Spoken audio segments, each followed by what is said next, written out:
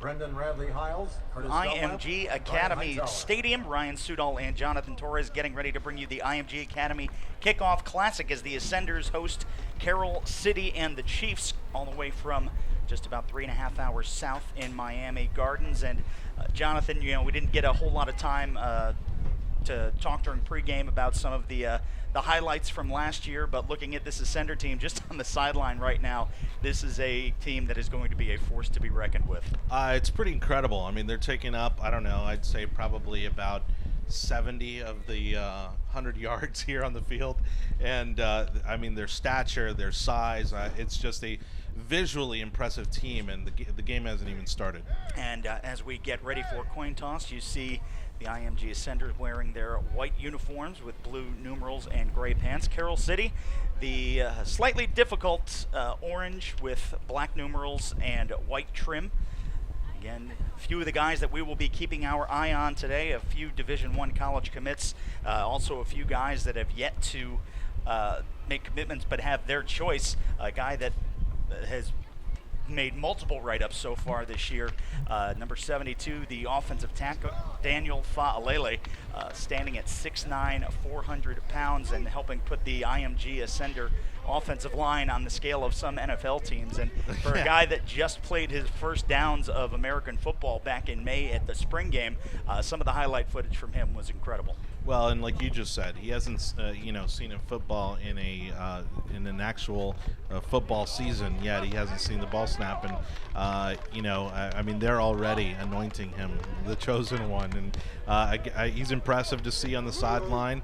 And obviously, you hope in that kind of a situation that he lives up to the hype. And now we see IMG, in fact, won the toss and will defer to the second half, and that will give Carroll City the ball first.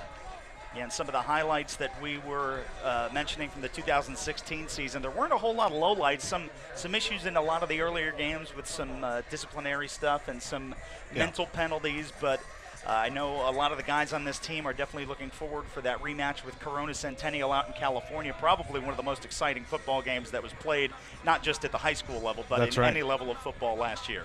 Well, and like you just said, I mean, really, it's hard to pick apart a team who had an undefeated season, especially when the score differential is as high as it is for a team like this. But once you get down to it, and really what we've heard the coach mention time and time again is that mental focus and making sure that they're not unknowingly giving up yardage, or unnecessarily giving up yardage with penalties. For our Gatorade keys to the game tonight, number one, great sideline management and communication. Jonathan, when you have a team that's the size of a small army, communication can sometimes be tough when you've got 80 to 100 kids on a sideline. That's right. Like I said, I mean, they're spread out. I'd say, well, I was exaggerating a little, but they are taking up, spread out about 60 yards here on the sideline, and communication gets to be a little tough when you got so many people there. Head coach Kevin Wright also saying they need to execute fundamentals in the first game of the year outside of the spring game against East Ridge, block and tackle. It's a simple game. Yeah. And then number 3, win the turnover battle. Again, Miami Gardens and South Florida is notorious for producing some NFL quality players, and tonight that will be on as we see the new kicker just transferred from Tampa's Jesuit High School. A lot of, just within the last few weeks, number 39 is Aiden Swanson, and that will go out of the back of the end zone, and Carroll City will have to rely on their offense to start. Well, and again, we're seeing the development program of two very different teams here. It's obviously there's a lot of heritage that comes along with being a Miami Carroll City Chief, and this is a team that every game means a lot to not only the school but the community, and so they're fighting to keep that credibility every single game. First and 10 from the Carroll City 20, going back to that spring game against East Ridge, Jonathan. Let's not forget that the ball did not leave the opposing team's half of the field until the second half. And we start with a quick screen out into the flat. That is quarterback Marlon Smith finding Johan Beresford.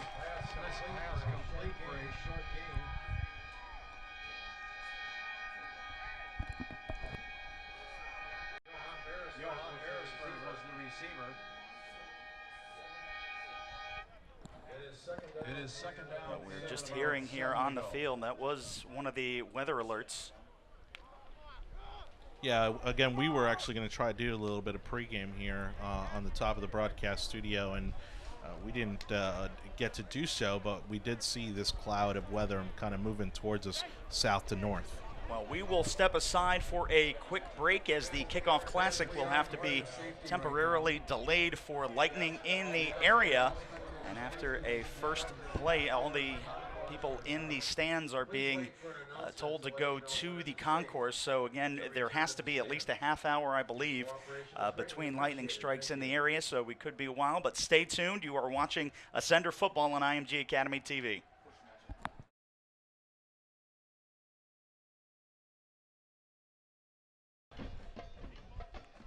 Be an IMG Academy Kickoff Classic without a little bit of a weather delay. We apologize for that, but August in Florida can do that to you to disrupt our high school football plans. My name is Ryan Sudol, my broadcast partner Jonathan Torres, getting ready to bring you the conclusion, hopefully, of the IMG Academy Ascenders taking on Carroll City and the Chiefs. The first play for Carroll City, John, was a 2-yard screen pass to the flat, and then we got flagged for lightning, and then there were some extracurriculars down while both teams headed back to the locker room for the weather delay. Yeah, I mean, basically you saw the kind of old funnel effect as the teams were exiting the field at the same time, and we saw a little pushing around, pushing, shoving, nothing major, but I think it was just everybody being hyped up for today's game, and then obviously having to kind of shut it off. And we'll have our eyes on the IMG defense to start. And thank you for joining us on IMG Academy TV, being streamed both to Facebook Live as well as YouTube tonight. And Carroll City wearing their orange uniforms, white trimmed black numerals. IMG wearing their gray pants, white jerseys, and Ascender blue numerals. 11:51 to go, still scoreless, just the second play of the game. Quarterback Marlon Smith in shotgun. Well, and again, to his right. Tries to go up the middle, and he is shut down quickly by Nolan Smith, the 6'3" defensive lineman out of Savannah, Georgia. And one of the bigger lines that you're going to see, not just in high school football, but college football. And Nolan Smith was able to swallow that one up real quick. Well, what I was going to say is that, the bad thing, or what's testing about this is what effect that lightning break's going to have on these teams. And Smith keeps it himself, and down he goes.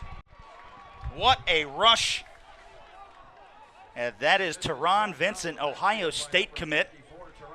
The last name sounds familiar to some Buckeye fans. His father, Troy, also played at Ohio State.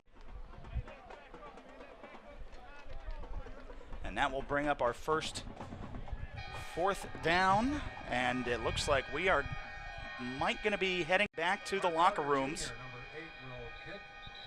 Well, and Ryan, you called it. I mean, you saw that flash coming right over the end zone there. The lightning sensors went off after, just 2 snaps. So after a little bit of a delay right now, head coach Kevin Wright talking with the officials. Fans, we are now in a lightning warning again.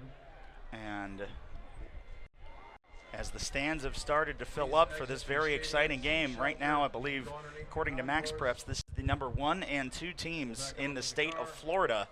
Hang out by the Gatorade tent. Well, it's got to be incredibly frustrating, especially for those that came all the way up from, South Florida to watch this game. It's not like you can just say, hey, we'll reschedule, or, and of course for those that drove up, they're probably, a lot of them are driving back tonight, and so they want to see this game not only for the great game it's going to be, but also so they can get home at a decent hour. And while we're here, we will take a moment to thank our following sponsors for their continuous support of IMG Academy: Gatorade, Under Armour, and Stream Sports. We will step aside briefly. Again, it will be at least another half hour before we can get to see the IMG Academy offense for the first time today. Jonathan will keep it here just a little bit and talk, but in that spring game against East Ridge, Again, we mentioned it early in the before the first Lightning break that the ball did not get into IMG territory until about 6 minutes in the second half when they had pulled most of their starters. And based on the little stall by Carroll City to start that first drive, looks like they might be on all cylinders already. Yeah, well, I mean, again, it's surprising because you do expect the best from Miami Carroll City. We spoke earlier about the heritage that team has when it comes to their football program, and for them not to have gotten the ball yet, even past the 30-yard line, I think says just what an incredible program this IMG Academy team is, and it's going to be really interesting, especially since there are a lot of recent transfers. There's a lot of new faces on this team, and yet you still are able to maintain that dominance. That is my broadcast partner, Jonathan Torres. I am Ryan Sudol. We will step aside for Lightning Delay number 2. You are watching Ascender Football on IMG Academy TV.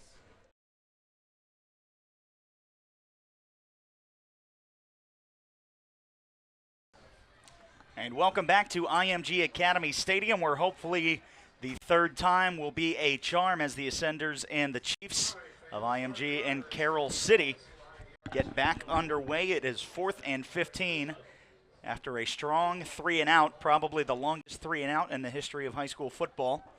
10 minutes, 46 seconds remaining. This will be the first punt for Carroll City. Ryan Sudol and Jonathan Torres back with you from Bradenton, Florida after our second half-hour Lightning delay. Yeah, it's Trey Sanders standing out. Appreciate you guys fighting through it with us. We're just as eager to see this game as you.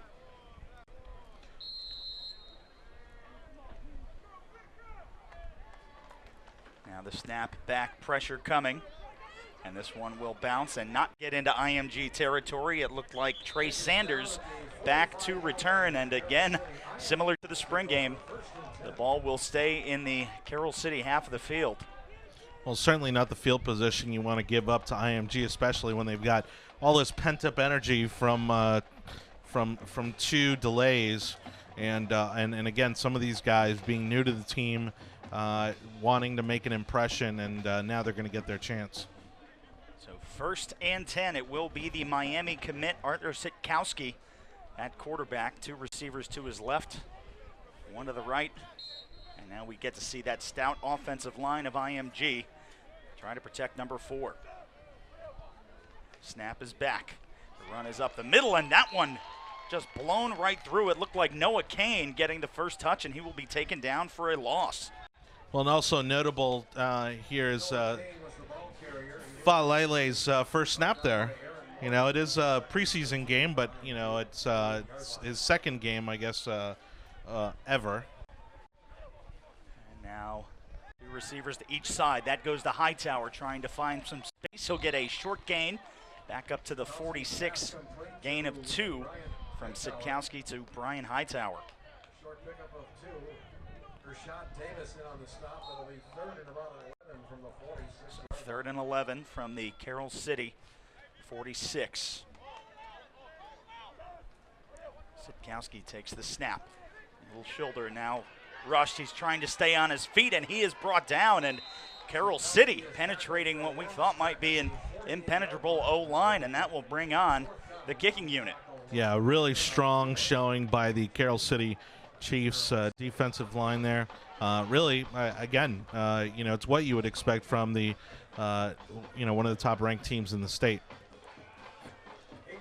And it will be Aiden Swanson, the Tampa transfer, with their first punt of the day. And 3-and-out is not something that we are used to seeing with the IMG Ascenders. But with an hour layoff, it's no surprise there might be a little bit of rust from that lightning delay. Well, we were talking about it during that break as to the effect that it has to kind of get that energy, you know, kind of going through your system, getting all warmed up and everything, and then just having to shut that off.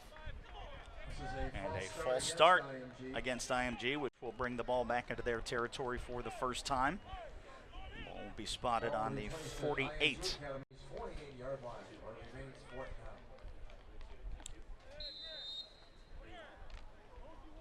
Swanson awaits the long snap.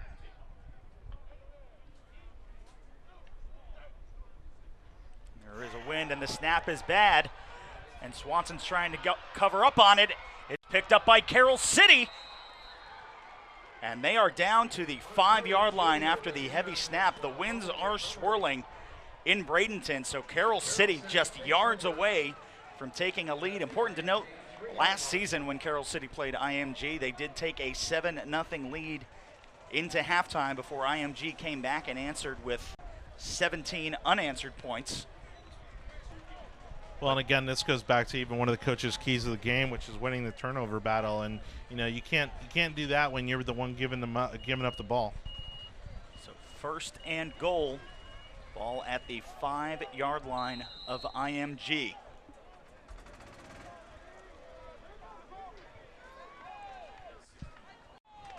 A little bit of a pistol formation here. And Marcel Williams cutting out to the right, trying to sneak into the end zone, dives. Touchdown, Carroll City. They jump out to the early 6-0 lead on the first run. Yeah, number 2, Cameron Davis on that run. And again, I mean, they did a great job of holding IMG to the center. Cameron Davis running out wide and going in for the touchdown. 5-yard touchdown, 8:22 remaining in this first quarter. So a very uneventful or unlucky turn of events for the IMG Ascenders. We'll see them down 6-0 with the extra point pending.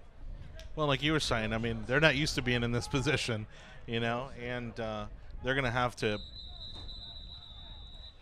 put up a strong comeback here just to make sure that they're reassuring their status here in this game. And there was a flag, and it was encroachment against the Ascenders.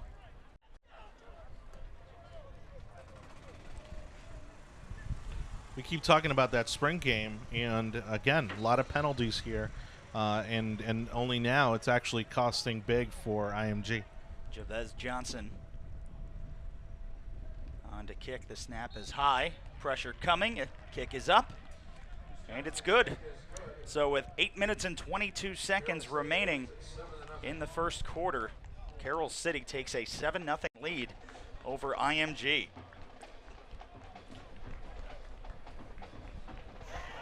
Here we take a look at that bad snap, and for Swanson to try to pick that up. Well, and Swanson barely even had, one of the Carroll City Chiefs there barely hung on to him. That could have easily been a touchdown. And then Cameron Davis here, you see this sweep out to the right, breaks the plane, and puts Carroll City up 7-0. So now we'll get to see this special teams unit and kickoff return specialist for IMG. Yeah, so far it looks like the Chiefs, definitely came prepared. They took advantage of that bad snap. They read the field right, and realized the opening on the far end of the field. And, again, not a usual position for IMG to be down 6 points. And it is Brendan Radley-Hiles and Trey Sanders.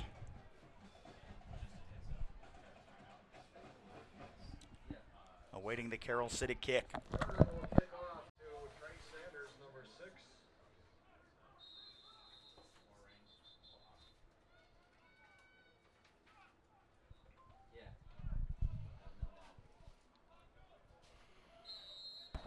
Again, appreciate you guys tuning in, sitting through those 2 lightning delays.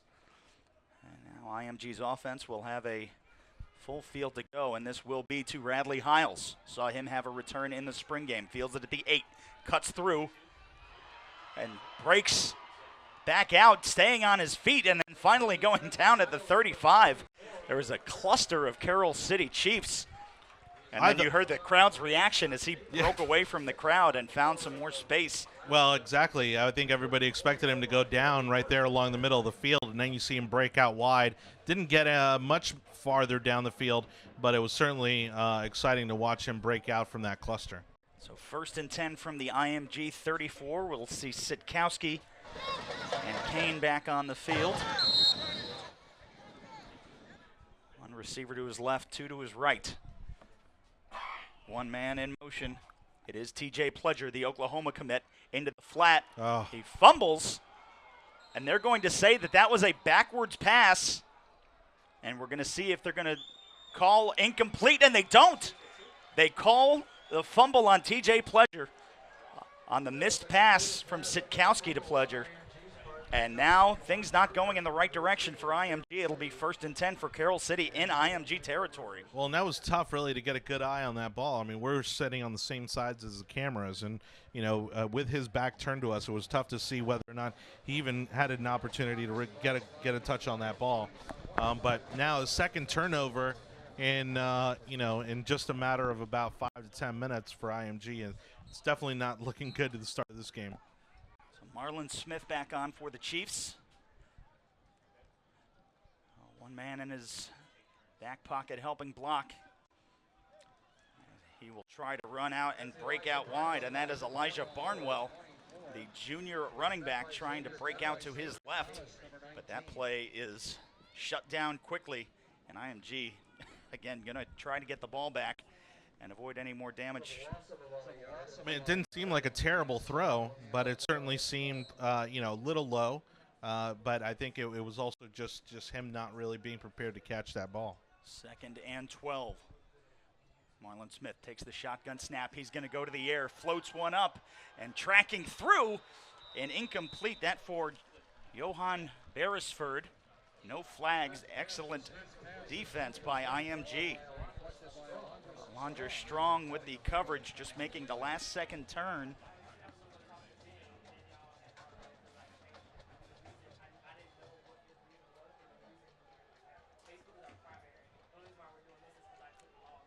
Third and 12. It sounded like the weather beacons may have been going off again, but the ones here at the football stadium have yet to sound. Yeah, so far no reaction here, but I mean, you could see it off in the distance behind the grandstands. Of course, how close or how far is hard to gauge. Marlon Smith is going to keep it himself, tries to run through, and he just slides, as that was Delia Day. And that will bring up 4th down and a possible field goal kicking situation for Carroll City to try to extend their lead to 10.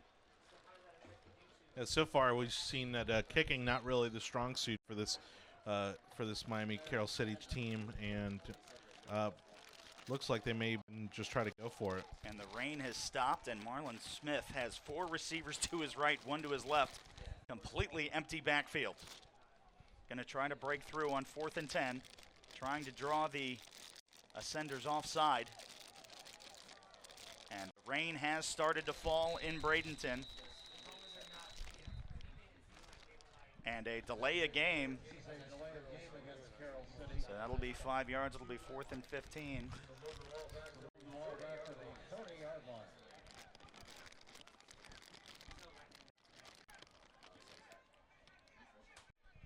So 4th and 15. We'll see what Carroll City and the Chiefs trying to accomplish. And it will be Marlon Smith coming back on. Ball spotted at the 30-yard line of IMG. Fans trying to seek shelter. And Marlon Smith going back into the air, looking for the deep pass, and excellent coverage again by IMG. A little too strong. Houston Griffith coming through, so a turnover on downs. And now IMG going to try to get their heads together mentally. Well, and in this kind of a situation with the weather being what it is, I mean, now we're seeing quite a bit of rain come down. And, of course, with the lightning delays and things like that, I think it puts Miami Carroll City actually in a slight advantage because for IMG Academy, a lot of these players aren't from Florida, and so they're not used to the heat, the humidity, and today the rain, and we're going to see if that affects what's happening here. Defense so far on the IMG side looks solid. It's offense that keeps making a lot of mistakes. So 1st and 10 for Sitkowski. 70 yards to try and tie this game up at 7. And now Sitkowski in his 3rd attempt on offense. It's a low snap. Looked like an old fumble Ruski, and that was unintentional. And again, the long snaps to both Sitkowski and Aiden Swanson right now have cost some field position for IMG. Yeah, center, there's definitely an issue there at the center position. Another bad snap. They picked it up off the ground. I doubt that was intentional, and continues to be an issue for IMG is they didn't really get much on that last play. And now an encroachment penalty, so one mental mistake will benefit IMG. Carroll City jumps offside. Encroachment on Carroll City.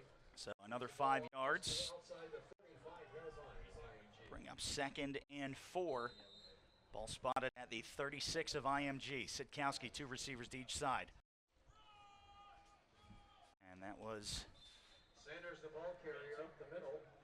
Trey Sanders trying to run up off right guard.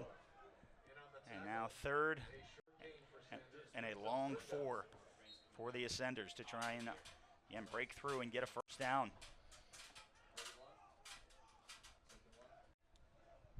Snap is low yet again. Sanders trying to run upright again. Only gets to about the 37-yard line. And that'll bring up a punting situation for IMG at 4th and 4. I wouldn't be surprised here if we see a change at the center position just any minute now, simply because it just doesn't seem to be getting better. You know, you think it happens once, maybe twice, and you could excuse it as just a one-off error, but there's obviously something wrong there. The snap, other than the first one being adversely high, the rest of them have been low to the ground, as we just see again. So that bounces to Swanson, not blocked. He goes down, and it's muffed. Swanson wanting a running into the kicker penalty. Does not get it, so back in Carroll City territory. It'll be 1st and 10 for the Chiefs. And this is probably about as sloppy a preseason game as you could expect from both sides of the football right now. And the 1-hour weather delay definitely not aiding that. Well, and uneventful really as well, because typically, you know, this late into the first quarter, we're used to seeing a lot more points on the board.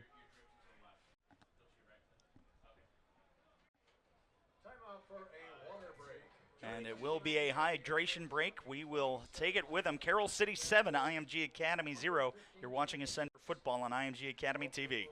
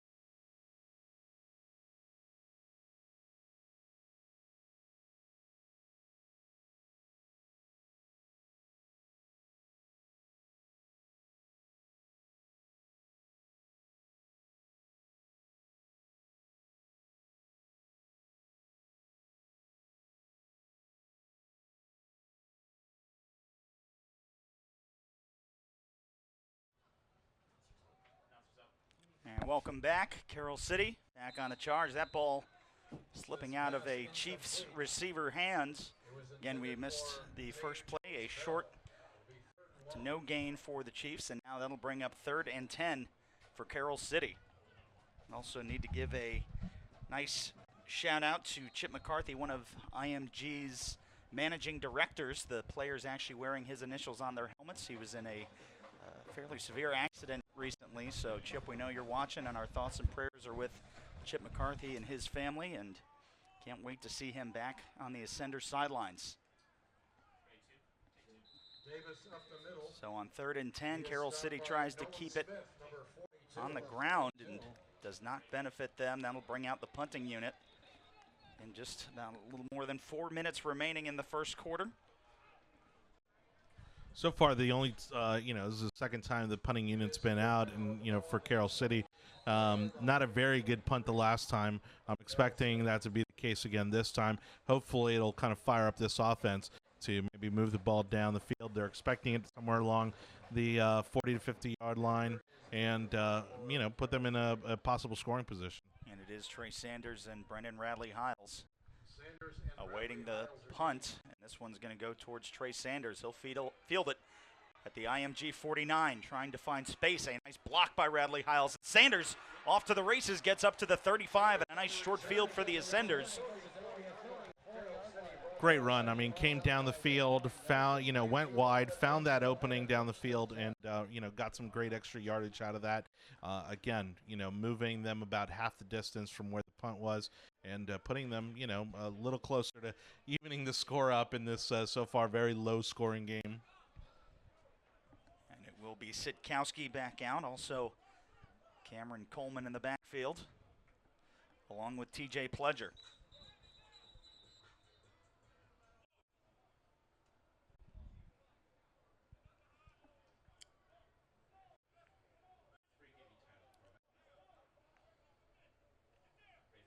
Now there's a conversation on the field between the officials. They'll spot the ball back at the 35. Sitkowski in shotgun. Takes the snap. Play action across the middle. Has number 9, Cameron Coleman. And good for an Ascender first down. So Cameron Coleman on the reception. It's a breaking through to get that first IMG first down. And now running a little no huddle. 2 receivers to the right, 2 to the left. And Sitkowski awaits the snap. He takes it, finds Pledger running up the middle, and he gets up to the 15 and falls forward to get a few more yards. Gain looked like about 6 or 7 for the Ascenders. Much better snaps there coming out of the center. I'm sure they read the riot act on the sideline during the last Carroll City possession. We're seeing a much better accuracy on the snaps that'll hopefully get this offense back on the right track. Now Brian Hightower in the slot. Sitkowski takes the snap. Finds Pledger again. He runs into a gang tackle, and he is stopped. And the spot is going to be to the 11-yard line. So a short gain for TJ Pledger. 2 receivers left. Pledger again tries to force his way through the line and get that first down. And they are going to signal the first down.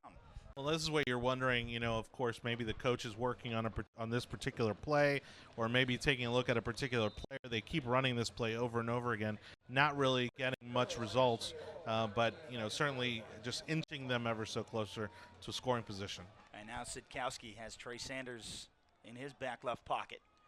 And they give it to Sanders, and the whistle blows. This is Trey Sanders up the middle for IMG. Gets a couple of yards. And another penalty. This one will be against Carroll City, offsides. So that will be a half the distance, bring up first and just a little under 5 for IMG to break through and score. Well, and really, it almost seems like that might be the first penalty called on Carroll City, because it's been pretty quiet on their end of the field so far. Now Sitkowski back to Sanders, trying to find space, tackled behind the line of scrimmage, and that's going to be a late hit, going towards the head of Trey Sanders while he was already down. If it's not, I'd be shocked.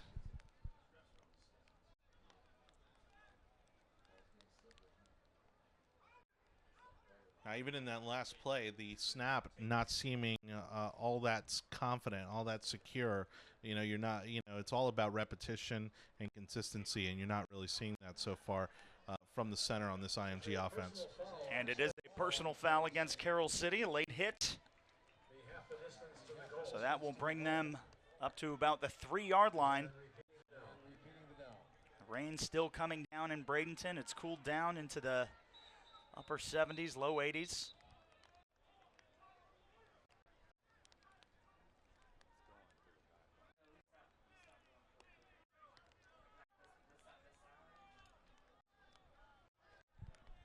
Now the Ascenders waiting to iron it out. It is Sitkowski. Also has Sanders. Low snap. They try to get it to Sanders as he tries to fall forward. Unable to get through and break the plane. It'll bring up 2nd and goal. Again, preseason game. You're seeing them execute on that same play once again. We're still seeing issues at the center position. It seems to be slowing down this offense. This is 3rd and goal from the 4-yard line. 2 receivers to each side. Trey Sanders to Sitkowski's right. Great snap. This one floated back corner of the end zone. That one intended for Hightower. And hearing the Carroll City coaching staff just lose it after that flag was thrown. Well, there's a little push off there in the end zone. Not sure if we're able to catch that on the replay, but there was a little bit of a push off there, while the ball was in the air, even though it was a pretty long throw. But he got called for it even before the ball landed dead. And it was, in fact, defensive pass interference. So now IMG going to get the ball ever so closer to the end zone. Sitkowski can probably just fall forward and get there. He is under center, and that is what he is going to try. Breaks through. Touchdown, IMG. Trey Sanders with the carry for the touchdown. And that was Arthur Sitkowski just taking the snap. Bit of a muted celebration forward, yeah.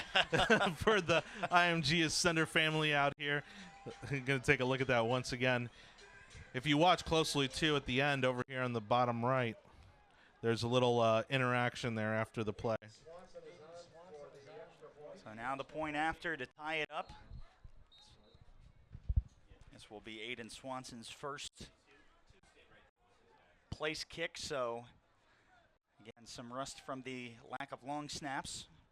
Snap back, hold down, kick is up. And the kick is good. So with 50 seconds remaining in the first quarter, it's IMG 7, Carroll City 7. You're watching Ascender football on IMG Academy TV.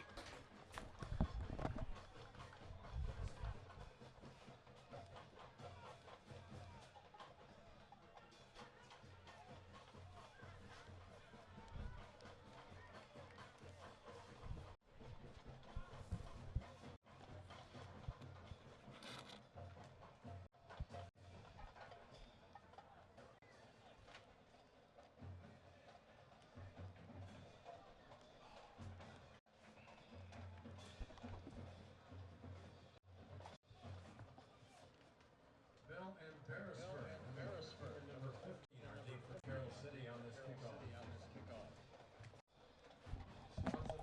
Swanson will kick it. Welcome back to IMG Academy Stadium. IMG just tying the game up. I'm sure the Carroll City coaching staff is none too pleased with the amount of penalties that occurred on that last drive, as IMG was able to tie it back up at 7 apiece. Now Aiden Swanson, his second place kick of the night. First one was a touchback, and this one is going to boom and almost goes through the uprights. So it will be a touchback. Carroll City will have 1st and 10 from their 20-yard line. Well, we see this pretty often where, IMG Academy is fortunate to have, kicker on here who actually just came, and joined the team. But, you look down the Carroll City roster, they look to use that one position, right, where they can maybe just get another man on the field. So some of the schools that they encounter throughout the season don't even have a kicker on the team, and typically it's one of the other players performing a dual role.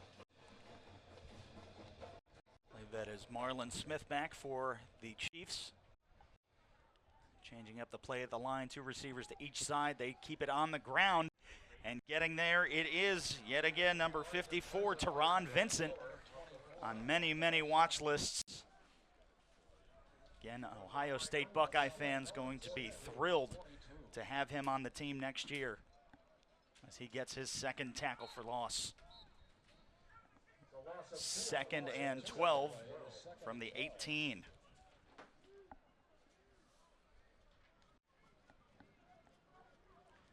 Now Smith back. One man in motion's Cameron Davis. And he's going to keep it himself. Pressure coming. Gets just shy of the first down. But an excellent scramble by Marlon Smith. And a sizable gain for the Chiefs. Well, it was a good run. I mean, again, it's all about reading, what's in front of you. Saw the opportunity, came down towards the bottom of the field and took it wide, and it proved to be productive. Really, maybe one of the bigger plays we've seen so far this game. 3rd and 4 for Marlon Smith.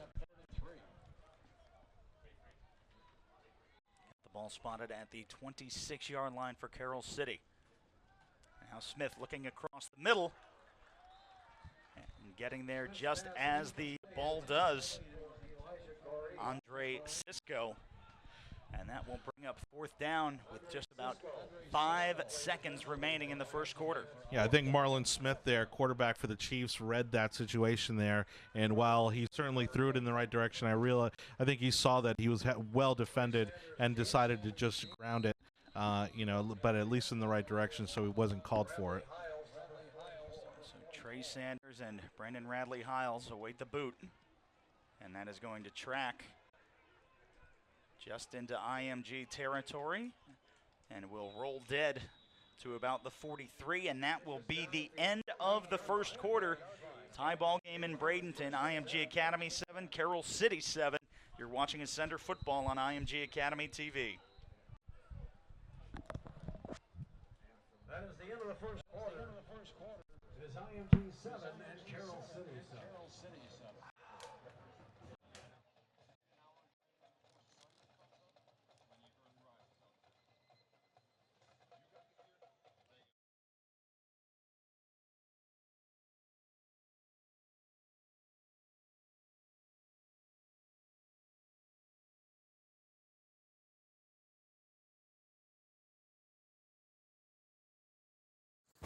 So you love your game? So does he. You say ain't nobody gonna work harder? He said the same thing. You get an hour of training in before the sun even comes up? Plenty of early risers out there. You got the gear, they got the gear. You got a secret weapon, this dude doesn't need one. See, this isn't just a game of inches, this is a game of ounces. And the next ounce you give might just be the one the other guy doesn't. Gatorade. Rehydrate, replenish, and refuel.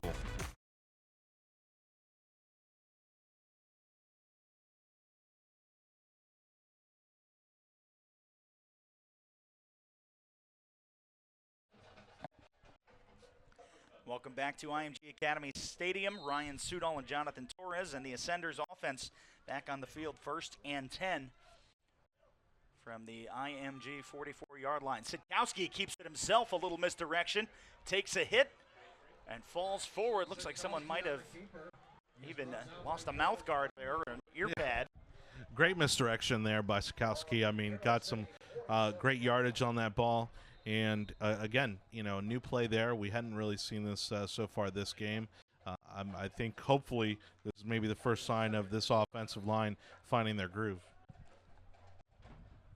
2nd and 1 now in Carroll City territory, their 47-yard line. Sidkowski in shotgun, and he's going to stick to the air. Fires one and just incomplete. That one intended for TJ Pledger out in the flat. Getting in hand on it was Randy Russell, but unable to bring it in. I mean, it wasn't even close. I mean, Russell was just all over that, read it well in advance, had probably, I'd say, 1 or 2 yards between him and the guy he was defending, and that could have been very bad for the IMG Ascenders. 3rd and 1. Sidkowski sends Pledger in motion. And they hand to Noah Kane. One of these stud juniors, and a huge tackle by Randy Russell. But Noah Kane is a few yards further down and gets the first down for the Ascenders. It'll bring up 1st and 10. Yeah, tough hit there by the Chiefs' Russell, but, Kane got great yardage on it, moved the markers, and that's what you got to do here. 3 receivers right. A little shoulder nudge by Sidkowski. He's going to keep it himself. Ooh. Takes a nasty hit. Got upended. Got a few Chiefs on him on that play. So 2nd and 4 for the Ascenders. Again, Sidkowski committed to the University of Miami. And what's good is that after all is said and done, the lightning delays and everything, the rain has even stopped, and it's dropped about 10 degrees, which I'm sure the players are grateful for. Now the hand to Kane, keeps his balance, falls forward, and gets just to the 30-yard line of Carroll City, and another first down, and this is the IMG offense that we're a little more accustomed to seeing. Yeah, again, earlier I said that, that maybe some of the center issues they were having with the snaps and all that was slowing this team down. This is the pace we're used to seeing from this offensive line. Noah Kane joins Arthur Sitkowski in the backfield. Snap is back. Looking downfield. Fakes it, keeps it. Another gain of about 5 yards for Arthur Sitkowski, so some of those edge rushes by Carroll City. Sitkowski's found some space up the middle and has been able to keep this IMG drive alive. Again, I'm thinking that Coach Wright is definitely trying some of these plays here that he wants to test out to make sure these are going to hold up during the regular season. We see the same plays being called over and over again. And it looks like Carroll City has called a timeout. We will take it with them. 9:37 to go. IMG 7, Carroll City 7. This is Ascender Football on IMG Academy TV.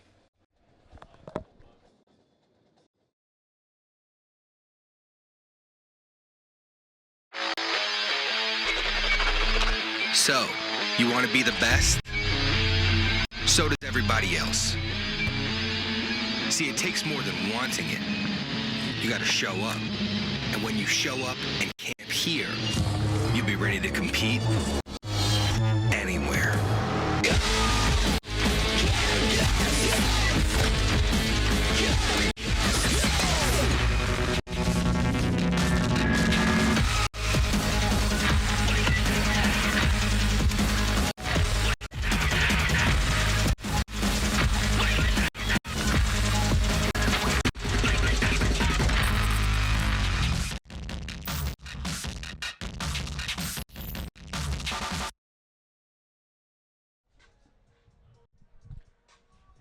Back, IMG Academy back on the move, trying to take a lead for the first time in this contest tonight. It'll be 2nd and 5, ball spotted at the Carroll City 25-yard line. Sitkowski remains in at quarterback, Noah Kane on his right hip. This one, fake to Kane, looking deep downfield, has Hightower inside the 10-yard line. It's a first down, and IMG is back threatening again. I think we're starting to see IMG figure out Carroll City's weaknesses. Again, very slow start in that first quarter. Maybe the lowest scoring first quarter we've seen in a long time from this team, and we're finally starting to see them find their rhythm again. 17 yards for Hightower. Sitkowski, 1st and goal. A low snap, tries to get it to Noah Kane. He sneaks through. Kane is able and puts IMG ahead 13-7.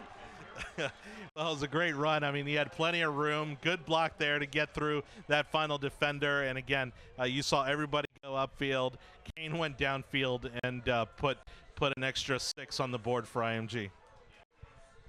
1st and goal. And that ball spotted at the 8. Noah Kane, who we saw averaged well over 10 yards a game in the spring game against East Ridge.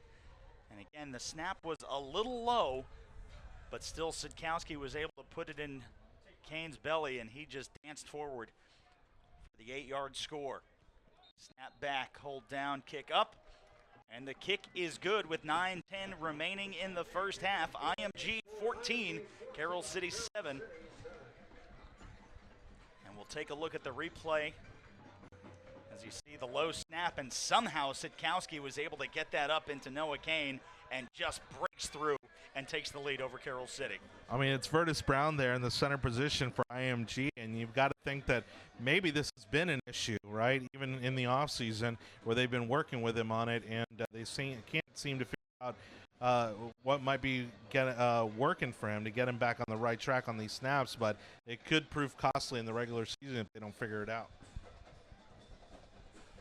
14-7, we'll see Aiden Swanson come back on.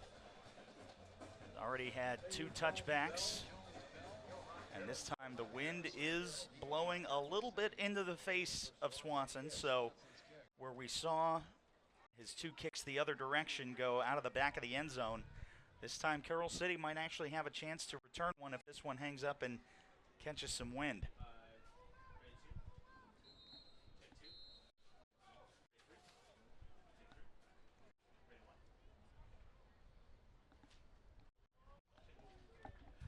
Plenty coverage in the backfield for the Chiefs, so they should have somebody that's going to run it back here. You see that leg, that one goes off the toe a little bit. They're going to hope that bounces out of bounds, and IMG might even recover. And they do! The Ascenders on the unintended onside kick come up with the football, and that is just going to take any kind of wind out of Carroll City's sails. They were going to try to let the ball bounce out of bounds to get the illegal procedure penalty and start from the 40. Instead, it's IMG's ball in the red zone. Well, and as I said just before the kick, I thought for sure the Chiefs were going to have an opportunity to run this back because they had guys lined up about every 10 yards. And sure enough, just a bad move there by the Chiefs, and IMG was ready to take advantage of that opportunity.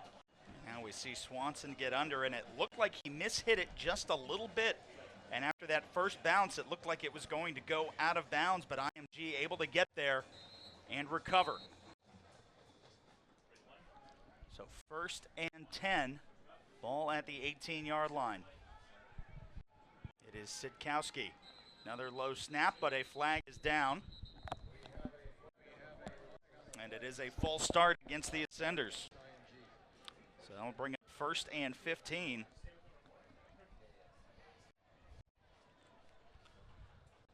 You know, going back to the keys of the game from, the start of tonight's game, winning that turnover battle. And while there were definitely mistakes in the first quarter, I mean, those are the kind of opportunities that we're used to seeing IMG take advantage of. Now Sitkowski.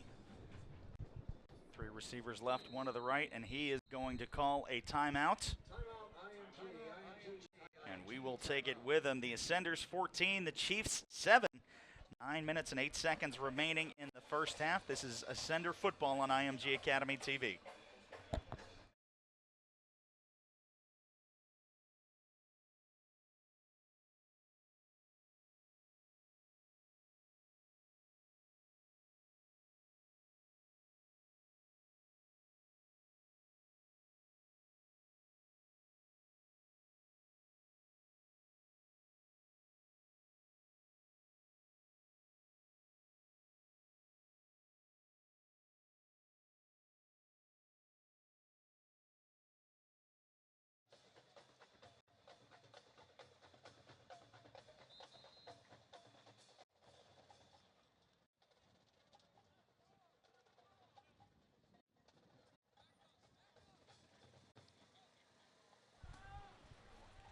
Welcome back. IMG threatening 1st and 15 from the 23-yard line. That false start will move them out of the red zone. Sitkowski in shotgun. Snap is perfect. The fake to Sanders. Low for Hightower. Will skip just under his hands. Great coverage by Zaquan Nelson. And that'll bring up 2nd and 15. I think anybody that's watching at home and maybe walked away from their live feed for a few minutes may have thought there was another delay because, IMG is right back to where they were just a few minutes ago here. In, I would say, scoring position definitely for the Ascenders. Also in the slot right now, that is Jalen Jordan. Hightower out wide to his left, 2 receivers out to the right of Arthur Sitkowski. And the snap, he just bobbles it. Looked like Sitkowski was able to fall on it, but that was very dangerous. And that one, Arthur Sitkowski just signified he knows that that was on him as the snap was right at his numbers. But that will bring up 3rd and long, 3rd and 22. I mean, that could have been disastrous there. And, I mean, while it only cost them probably about 5 yards, it could have been far worse, especially against a team like Carroll City. And now, little screen to Sanders. Cuts through, has some space. He's up to the 20, almost getting back to the original line of scrimmage, but it'll still bring up 4th and long. We'll see if head coach Kevin Wright wants to test out Aiden Swanson's field goal kicking leg, and it looks like they are going to march out number 39 to try and add 3 points and replicate the score from last year's total Carroll City game here in the first half.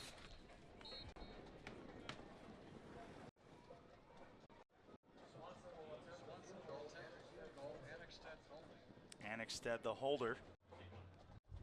It's a low snap, and he just tries to send one through, and it was tipped, so it will be Carroll City ball. Again, the snap just not there for Annexted, and they weren't able to get that full range of motion for Aiden Swanson, and he just puts that one over the line of scrimmage and out through the back of the end zone. Yeah, a lot of issues there at the center position. Bad snap there.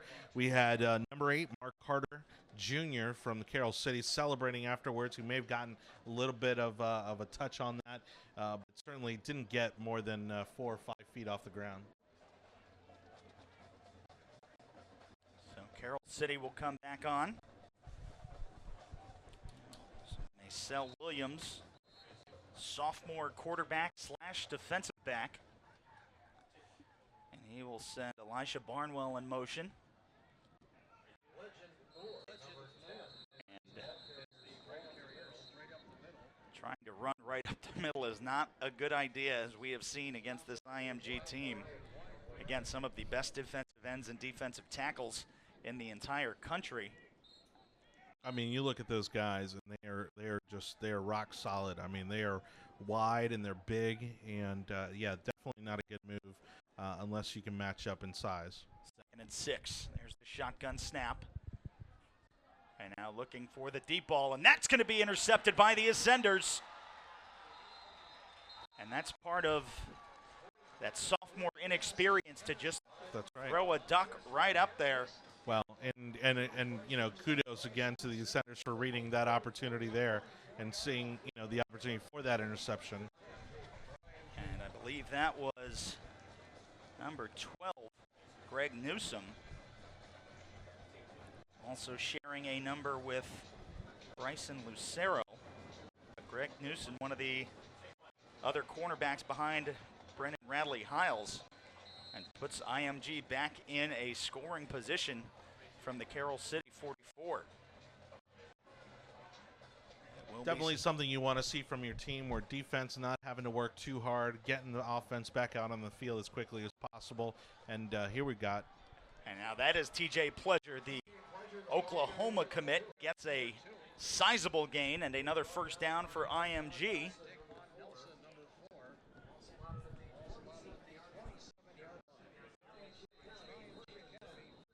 Well, it's just fantastic to be able to see these guys just a few minutes ago, you know, down by the 45-yard line, now up to the 25-yard line.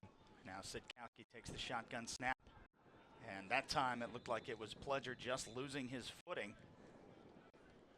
Again, trying to follow in the same vein of some other very famous Oklahoma running backs, most notably in the NFL, Adrian Peterson.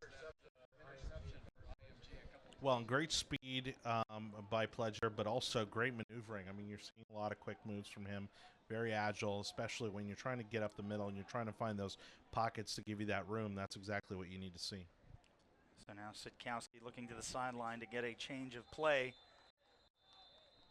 And that will be a timeout by IMG. They were going to get called for a delay of game, so they will burn their second timeout. And after that missed field goal, the interception by Greg Newsom. And they will actually not be charging IMG with a timeout. They will walk that up right through the water break.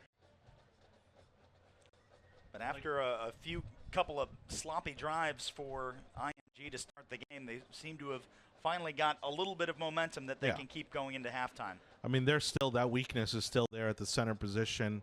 I'm sure they're going to be working on it over and over again here after the game in the coming weeks before the start of this official season.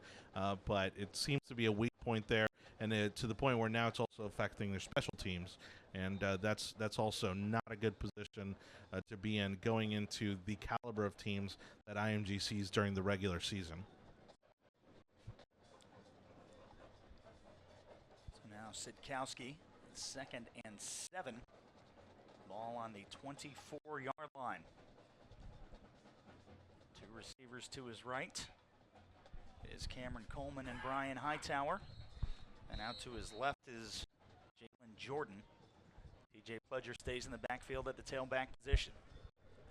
Sitkowski The shotgun snap to Pledger right up the middle, plows his way through, falls forward for a couple. Strong run there. Lots of Chiefs there going after Pledger, but still was able to move the ball quite a bit, keep those markers moving downfield. 3rd and 4, Pledger keeping this drive alive. Sitkowski looking for the quick snap. He gets it. Back to Pledger again, trying to dance his way through the line and quickly cut down. And that will bring up 4th down. I think Sitkowski wants to keep the Ascender offense on the field as they're debating to try and add 3 points. Well, and again, you're not crazy if you're watching this game and seeing the same play over and over again. I mean, and again, I'm assuming this is by design to make sure that these plays are going to work in the regular season and working out all the kinks. Sitkowski from the 21 looking through, has Jalen Jordan. He catches and gets just on the other side of the 1st down marker, and the Ascenders will get a fresh set of downs and move closer to the end zone to try to extend their lead to 21-7.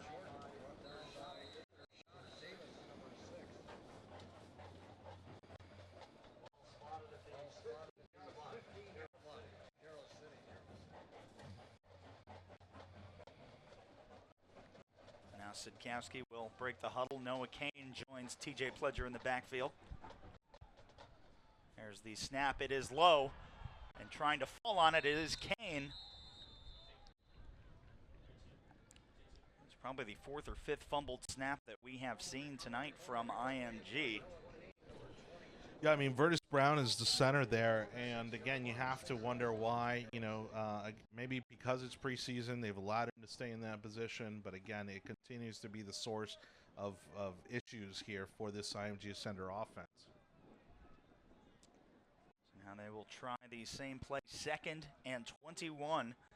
The snap, Sitkowski picks it up and fires, has TJ Pledger getting close back to the original line of scrimmage, and there's some extracurriculars.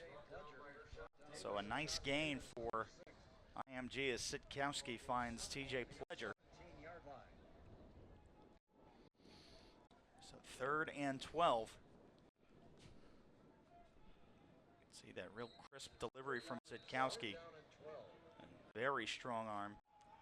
2 receivers right. The lone man to the left is Riker Bratherall.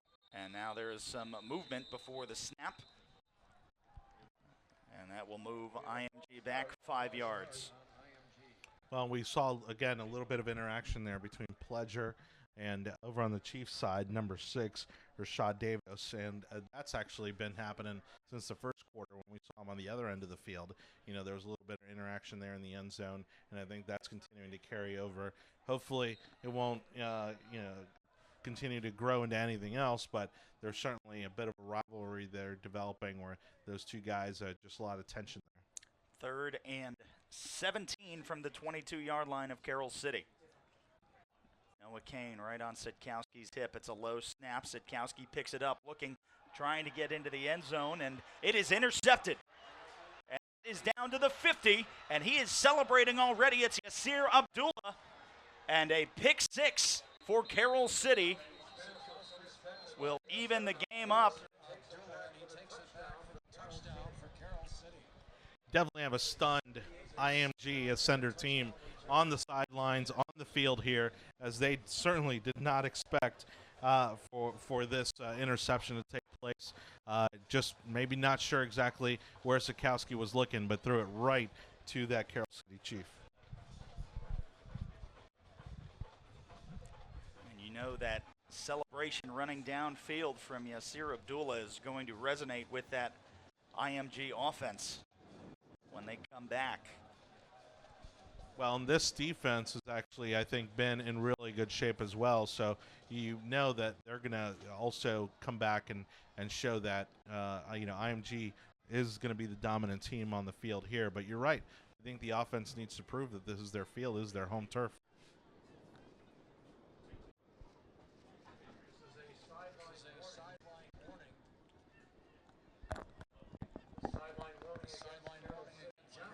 So Carroll City, after the 80-plus yard interception, getting a sideline warning by the officials. They know that IMG right now is thought of as the second best team, not just in the state of Florida, in the entire country. So to be able to go toe-to-toe with them for a half, and now they're starting an overrated chant on the far sideline.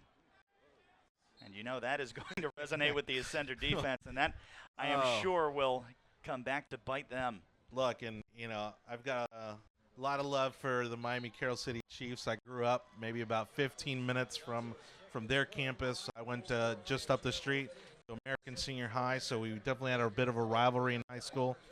We're going to take a look at this replay first, though. And now Sitkowski, the snap was low. He tries to fire in the middle and just did not see Abdullah behind the referee, jumps out in front. And there you see the little gamesmanship celebration by Yasir Abdullah. But yeah, Abdullah had just had a great read on Sitkowski there. But this is a team that I think lives with that spirit of the early, late 80s University of Miami Hurricanes, a lot of that intensity and a lot of that, so that's where you see a lot of that celebration. It's just part of the culture down there. But against a team like this, you definitely don't want to celebrate too early. So during that spring game, we saw a hook and ladder that bit the IMG defense, and then the very next play, we saw Brendan Radley Hiles run a kickoff back. So you can know number 44 and Brendan Radley Hiles, as well as Trey Sanders, are going to be looking to tag them back.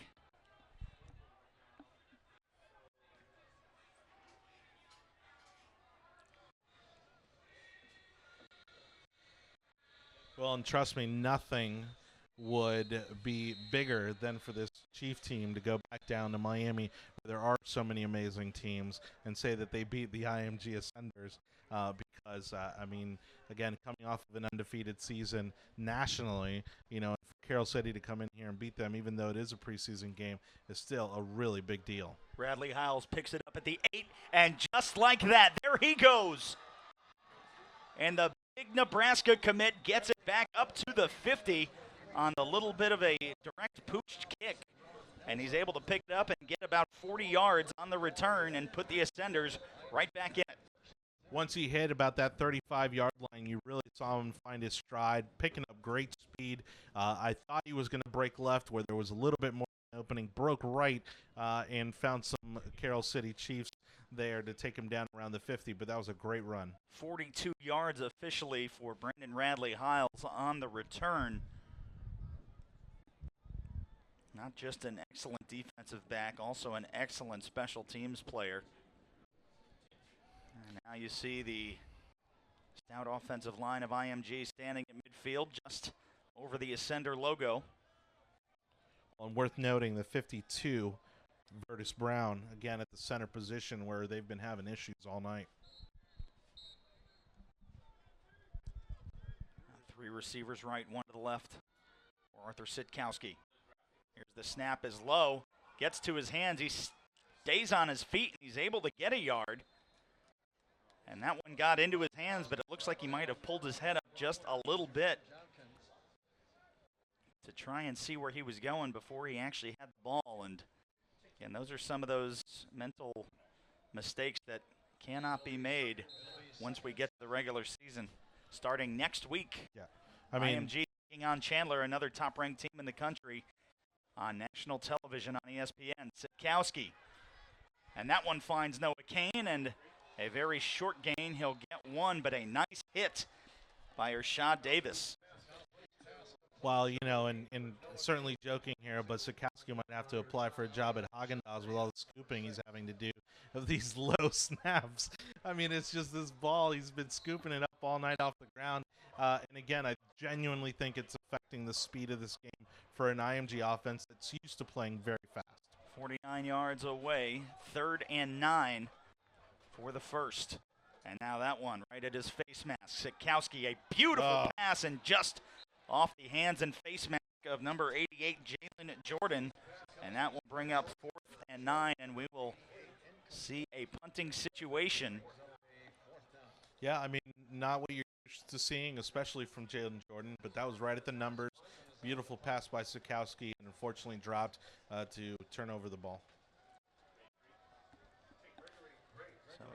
Aiden Swanson back to punt for IMG. Gregory Great, the senior defensive back. Sorry, I didn't mean to turn over the ball. My bad. Now a good long snap, and they fake it. Aiden Swanson puts it deep, and IMG is off. Andre Cisco, touchdown. Ocho Cisco from 49 yards out. The fake play, Aiden Swanson's first throw of the game on a fake punt, puts Andre Cisco into the end zone, and IMG is back in the lead. Well, you called it, Ryan. You know, this offense knew that they had to come back and prove that, you know, those mistakes aren't going to define them, and they were going to come back with a big play. You called it, and there it was.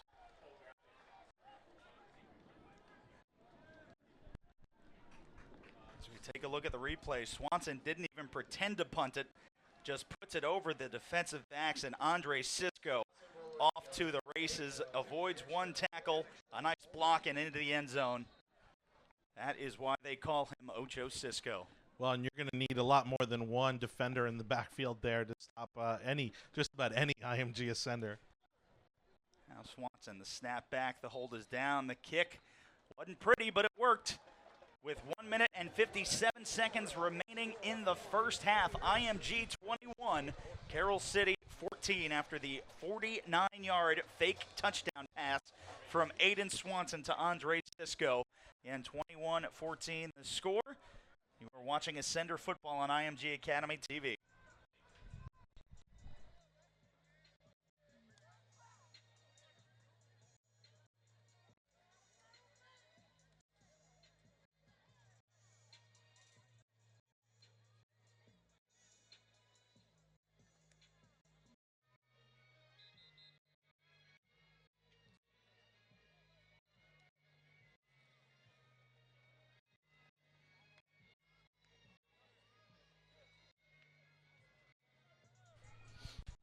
Welcome back. IMG Academy Stadium. The Ascenders just taking a 21-14 lead over the Chiefs of Carroll City.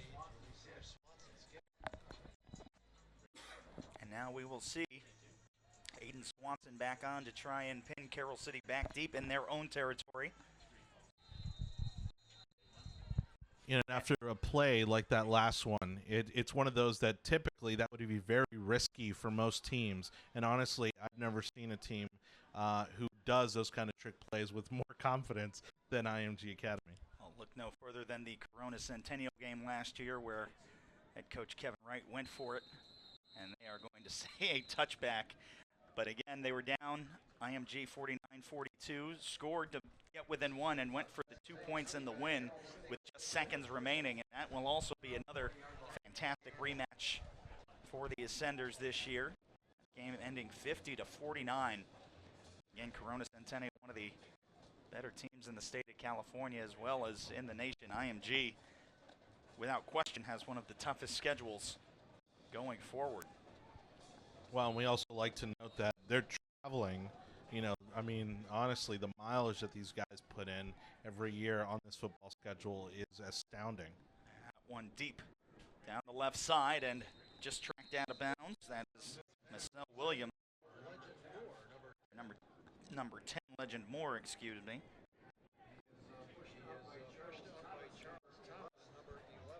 I believe that is Marlon Smith still in at quarterback.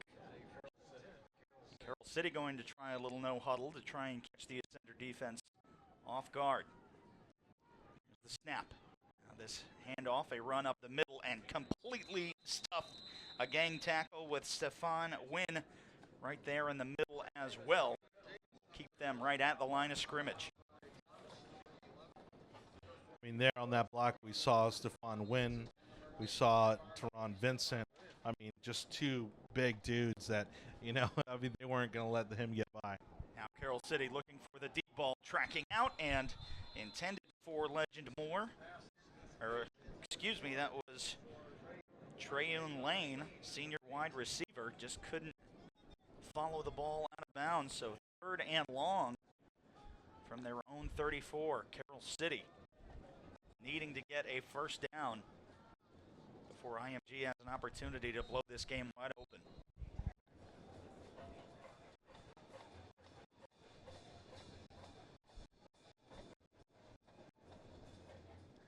Shotgun snap, pressure coming on the edges. And now the deep ball, wide open, and just can't keep his feet. He had his man beat. It was Alondra Strong deep in the secondary, but he couldn't keep his footing, and the throw Just from long. Marlon Smith just Yeah. a little too long. Long over his head. I mean, it was already past him. He was too far infield for that ball, and certainly even if he'd been aligned with it, would have had to pick up speed to be able to catch up with it. But we're now seeing where both teams are going to start trying to outdo each other, and again, this Carroll City team fired up that the score is as close as it is, and wanted to go toe-to-toe with IMG. Trey Sanders and Brandon Radley Hiles awaiting the punt. Almost blocked. And that will just bounce out of bounds on the other side of the IMG 50-yard line. So the 46 is where they will start this drive with just a little over a minute remaining in the half. 1st and 10 for the Ascenders.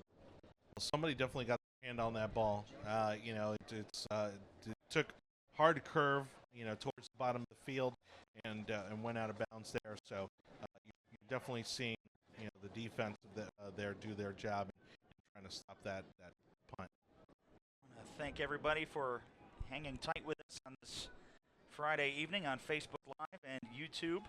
All part of IMG Academy TV through 2 weather delays that postponed us about an hour. Finally underway, about to get to half. Now Sidkowski drops back, and this time trying to show off the cannon too far. And that one intended for Brian Hightower. I believe that's going to be one of his teammates at the University of Miami. Dangerous throw, too. You had number 7, Gregory Great, there in the end zone, not in the end zone, but certainly very close to it, as he had probably a better line on that throw than any of the IMG receivers did. But you saw just the perfect spiral that Sidkowski launched that ball off with. A little strong, but again, one of the deeper throws we've seen him attempt so far tonight. Now got 2 receivers to his right, 2 to his left. 1 man in the backfield. And that is TJ Pledger cutting through, knifing through that defensive line, and good for a 1st down. Another 10-plus yard gain for TJ. Oh, another great run by TJ there. I mean, he, like you said, knifing through that defense. I mean, you saw him cut up the middle and then start to break towards the top of the field, and certainly helped him get a few more yards. Now the quick snap back to Sidkowski into the flat. As 1 man, it's Jalen Jordan, and then he is pushed out of bounds. But IMG on the move. 43 seconds to go. Where we often talk about how big some of the guys are, you actually look at somebody like Jalen Jordan, who's not big in terms of how wide he is, but he certainly is incredibly tall at 6'5", and again, against the caliber of teams that they play, often towering over the person defending him. Empty backfield for Sidkowski, pressure coming. He steps up, has room to run. Cuts across the 35 and is finally brought down. Across the 30, looks like he may have taken a shot to the head. And he is walking a little gingerly as he gets up, but a 1st down for IMG. Stretching a little bit there after that. It certainly seemed like a pretty tough hit. Looking like it maybe shook him up a little bit.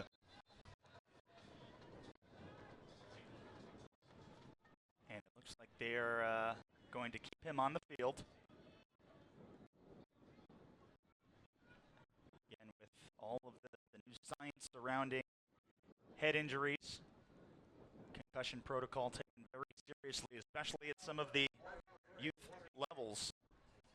And again, we saw that hit on Sidkowski. He's got his helmet back on. And we're seeing now where, again, a lot of these concussion issues are not only being really made aware of at the professional level, but even down to the youth sports, even down past high school football, because of the severity and because they do carry it with them for the term of their life. So we will see Zach Annexted, number 2 on the depth chart right now, check in with Trey Sanders in the backfield with him. Annexstad, though, we saw in the spring game was very, very capable when both quarterbacks were on the field. So we'll see what Annexstad has in this last 20 seconds. Now looking, steps up, fires over to the sideline, trying to get out, and a few extracurriculars. Yeah, right there, number 5, number 22 on the Chiefs side. Yasir Abdullah, who again had that big run, putting the last 7 points for Carroll City up on the board. Showing a little tension there with some of the IMG ascenders. Andre Cisco was trying to get out of bounds as quick as possible, unable to. So IMG has to take their final timeout with 10 seconds remaining. So we'll probably see Zach Annexstad maybe take a shot or two at the end zone, just enough time for 2 attempts. And now that IMG offensive line will have to give him some protection or open up a hole for a Noah Kane or a Trey Sanders. Well, I'm not sure if we were going to see Zach Annexstad tonight, but certainly when he has come on the field, he has shown really good command of the ball, good leadership of the team. So I'm excited to see what he's going to do here, as I'm sure they're checking on Sikowski on the sidelines. And Sikowski already back on the field. Well, there you go. As is Cameron Coleman, Brian Hightower, Riker Brazerall, and Trey Sanders lined up in the slot as well. So an empty backfield for Arthur Sikowski.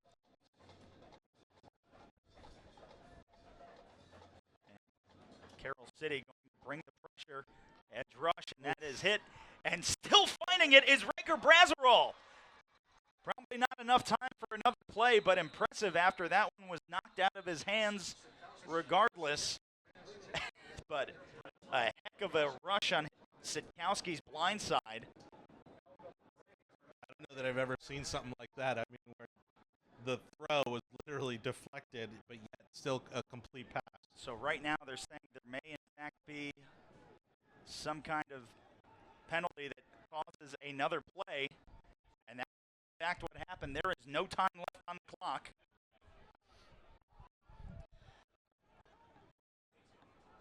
I mean, splitting hairs here, the ball was on the ground with 1 second left on the clock, and that may be what they're counting here.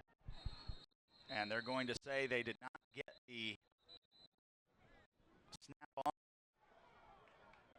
Carroll City going to take a timeout after all of that confusion, trying to find out what in fact was going on.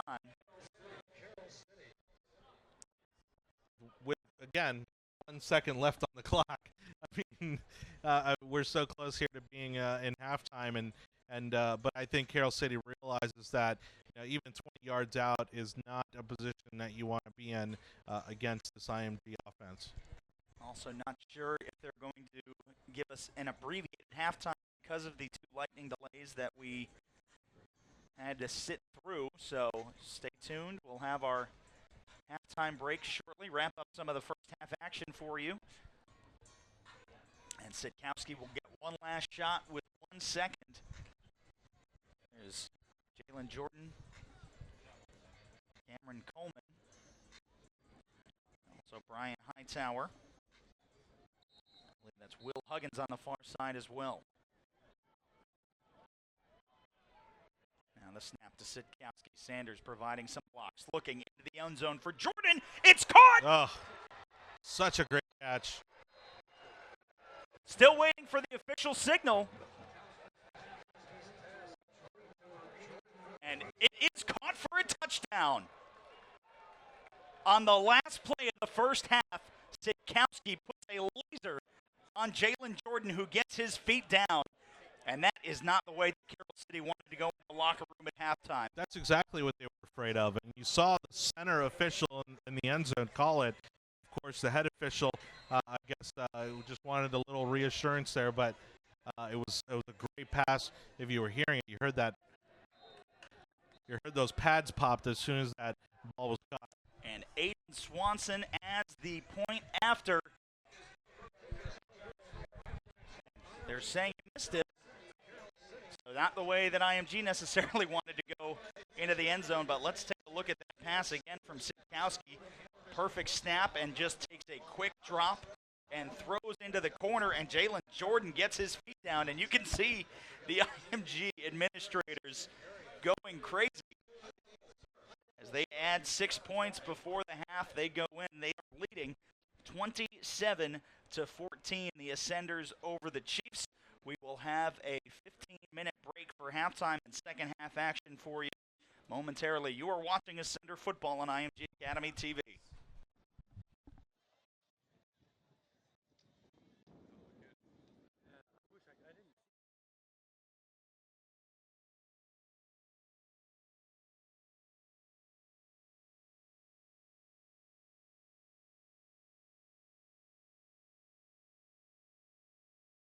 What happens when the pressure builds, when victory hangs in the balance, when they say you can't, no way, give up, we rise? What happens when the muscles become weak, when the will to win is overcome by the fear of defeat? We rise. We rise because we know we have one chance, one opportunity to be great, one legacy to leave. So when victory seems impossible, we make it possible. And when the body feels like it can't take it anymore, the heart says yes. The spirit says one more. There is no man too important for one team. No game too big to overcome. How bad do we want it? Well, that will be determined in the trenches, battled under the lights. We have something to prove, and we won't hold back. This is our time, our game, our home. We rise because we are IMG.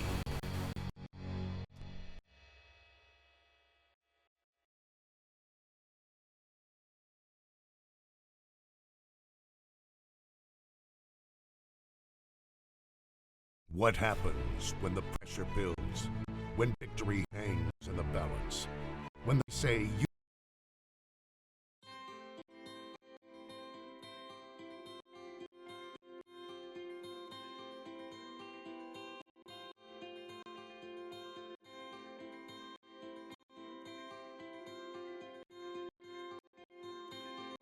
Originally from Nigeria.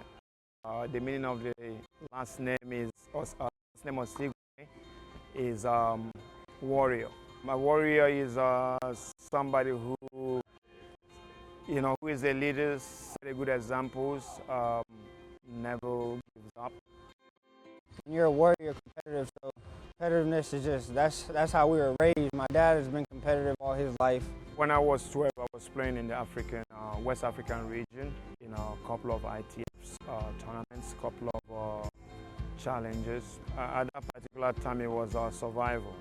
The most important thing for me was using tennis to get out of this uncomfortable situation. My dad coming to US, he kind of came in playing. He was a tennis player. He's always told me stories about how when he was like 12 years old, he had to travel by himself, and not a lot of people can do that, especially at the age of 12. Coming from nothing, then trying to make it by yourself it's really tough. But it's also very inspiring for me just to know that my dad has been through so much. So it just kind of pushes me. So that's just something he just taught us. So all three of us have just always grown up being competitive. We don't like to lose. Looking at when he was younger, studying tennis, I think actually he helped Whitney to get better because they play every day and fight. I came out on the clay courts in the back when I was younger, and I didn't really wear tennis clothes. I wore jeans and boots to play, but I played with my brother back when he did play tennis, and we would always argue about the score because one of us would cheat. So, he comes over and watches for a bit sometimes, but when I'm on a changeover, he just talks about how he's so much better than me and he can beat me and stuff, but that's obviously not true. I'm just starting out in the pros, so I want to get a higher ranking there and play some top players and do pretty decent against them. And also this year, one of my big goals is to finish juniors #1. I told my dad, my mom, my brother, my sister, even my whole group that I play with. I want to be #1 in the world for pro. If there's one person I want to be in front of me, it's her, so. They are very competitive in their sports, but they look out for each other. Victoria sat on the bench, watching Whitney develop. at the same time cheering for her. So, I would say she's lucky she have a big sister to follow her footsteps. I honestly think she listens to me more than she listens to my dad. So I just repeat what he says back to her, and I give her some advice from how I feel being a daughter and student and an athlete still on court as well. I just have to remember that there's always whatever I do wrong, she's going to do wrong too. So I have to just try and do what I can to be good at it, so I know that she can do the same. It's good because I would learn stuff from them to do in my game, like to have a good attitude and how to hit the ball and on the footwork and what to say to yourself, all those things. I'm a tough coach and a tough father. It's good to be tough, but at the same time, I think you have to balance it. Me being a coach is to teach the game of tennis, and me being a father is to teach the morals. So when you combine both together, I think it's a chemistry. Yeah, it's great. He's always available, and he understands me better than anybody else can, and I feel more comfortable with him than I ever would with anybody else. So, I mean, obviously at home he's a dad, and on the court he's a coach, so the fact that he can play both roles is really great. Heading into the French Open, I practiced a lot, played a lot of matches. I was coaching a lot. I was coaching over the phone. I woke up every morning almost about 4 a.m. And it was more mental, like calm your nerves, stay positive, do your routines, but tactical-wise, it's just play your game and do what you usually do. When she got to the finals, we kind of went back to our playbook, and then we knew she was going to win it. It was actually my 5th match point, so I was going big, and I ended up making the big shot. But at the end, I was super happy, but I was really tired, so I just wanted to sit down. Tennis, you have to find ways to do things on a bad day, on a good day, so it's definitely important to find ways in life, and that not everything's going to be perfect, but you have to find a way around it. It's definitely a goal to exceed past what he's done, and I think I'm on the right path to it. But yeah, he has experience that he always brings to me, so it's helping. It's a family-oriented place. I mean, you guys can see it speak for itself. Everybody here is loving and caring. My job is to help my kids succeed, and I will not be able to do this without my wife, Jessica. She does a lot behind closed doors, and as a matter of fact, she does more than I do. And if I can come with 0 and raise my kids to be in this level, I think it speaks for itself. Everybody have the opportunity to learn from their elders. The journey that I have taken, either good or bad, I've passed it to my kids, and then I'm sure that wisdom is going to stay in them. My job is to help them succeed, and I think I'm doing my job.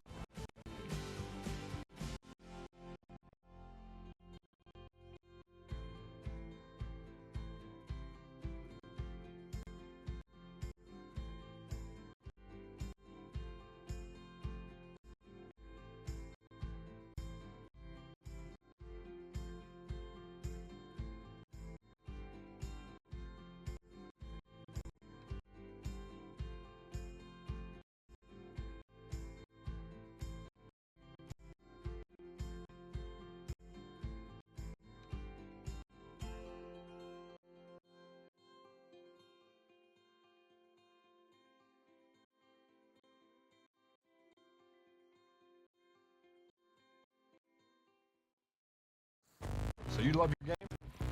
So does he. You say ain't nobody gonna work harder? He said the same thing. You get an hour of training in before the sun even comes up? Plenty of early risers out there. You got the gear, they got the gear. You got a secret weapon, this need one. See, this isn't just a game of inches. This is a game of ounces. And the next ounce you give might just be the one the other guy doesn't. Gatorade. Rehydrate, replenish, and refuel.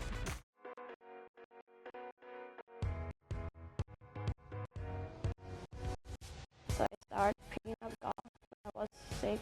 First I started playing golf because I see my dad play golf, so I just want to spend more time with him. And then my mom started playing golf too, so we as a family get to play and spend time during the weekend. Like the first 2 years I played so bad, but then I keep playing better and better, and that's like the fun part of it. My mom and dad are very supportive. Like they always told me that like you can do it. They let me choose my path. I played a tournament in West Palm Beach, and one of the coaches from IMG went to watch me play, so I came to visit at IMG. I was like, oh wow. This is a very tough decision because we're gonna be like 1,000 miles away from each other, but if we focus on the future, it's like we have more opportunity here, and I decided to come to IMG. Moving here is very difficult because the culture are different. Everyone speaks like different languages.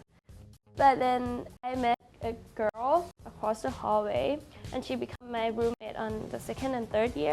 She's very nice, and she like brought me out of the room so I get to see more friends, so I get to use more English. It's kind of hard like processing, like when you say something, I will think in Thai and try to translate and talk back. But now it's kind of like, okay, you say it and talk back. When I was in 7th grade, my goal one day play a tournament, like junior tournament in the US, so that more colleges get to see me and get like scholarship to the college. That was like future back then.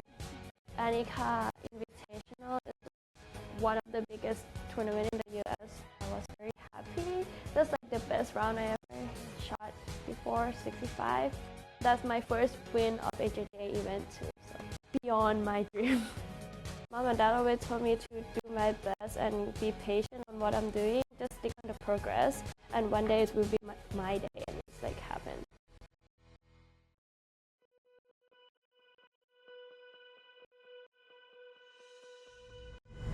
We rise every morning with the promise of today, waking our tired muscles, focusing our restless minds.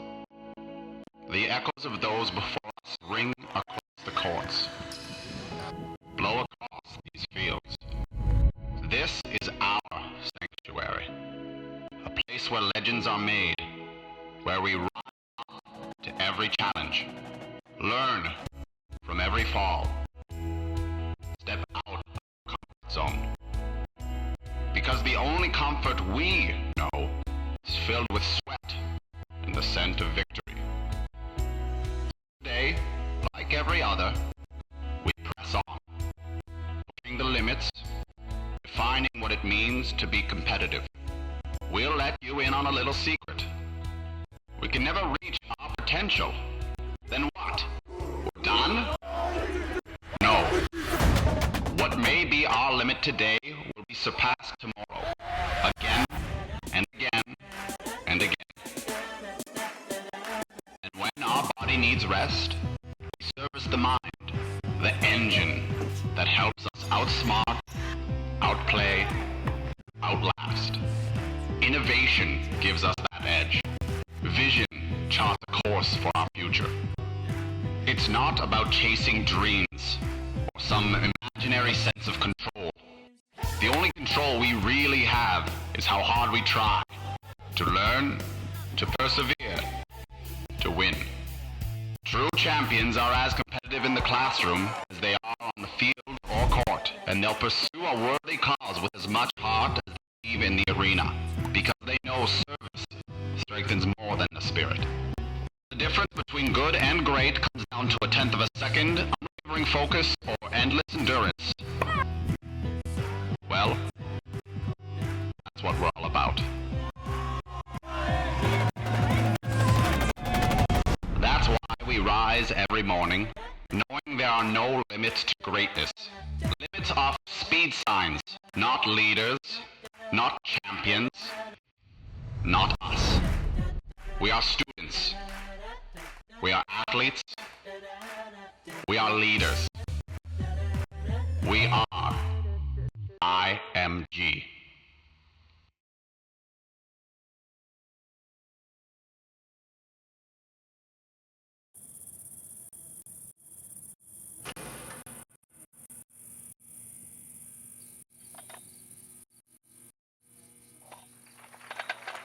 Greetings, everybody, and thank you for joining us.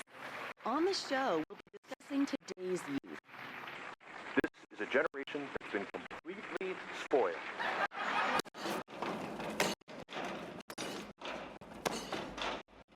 They don't want to work hard, but they really, really, really want to succeed.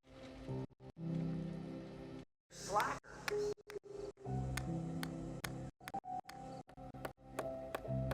I mean, let's just get down to brass tacks. They have no discipline, no work ethic whatsoever.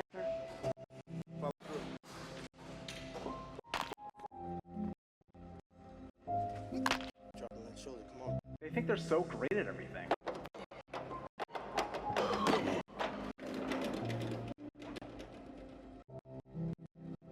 He pushes these.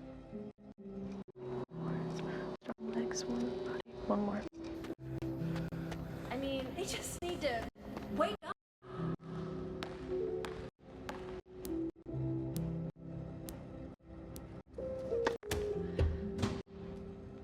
They're stuck with phones in front of their faces. You know when I started working? When I was 13 years old. You won't see that today. They all think it's Friday. I can't work today. They're lazy and entitled and Unmotivated, selfish, crabby.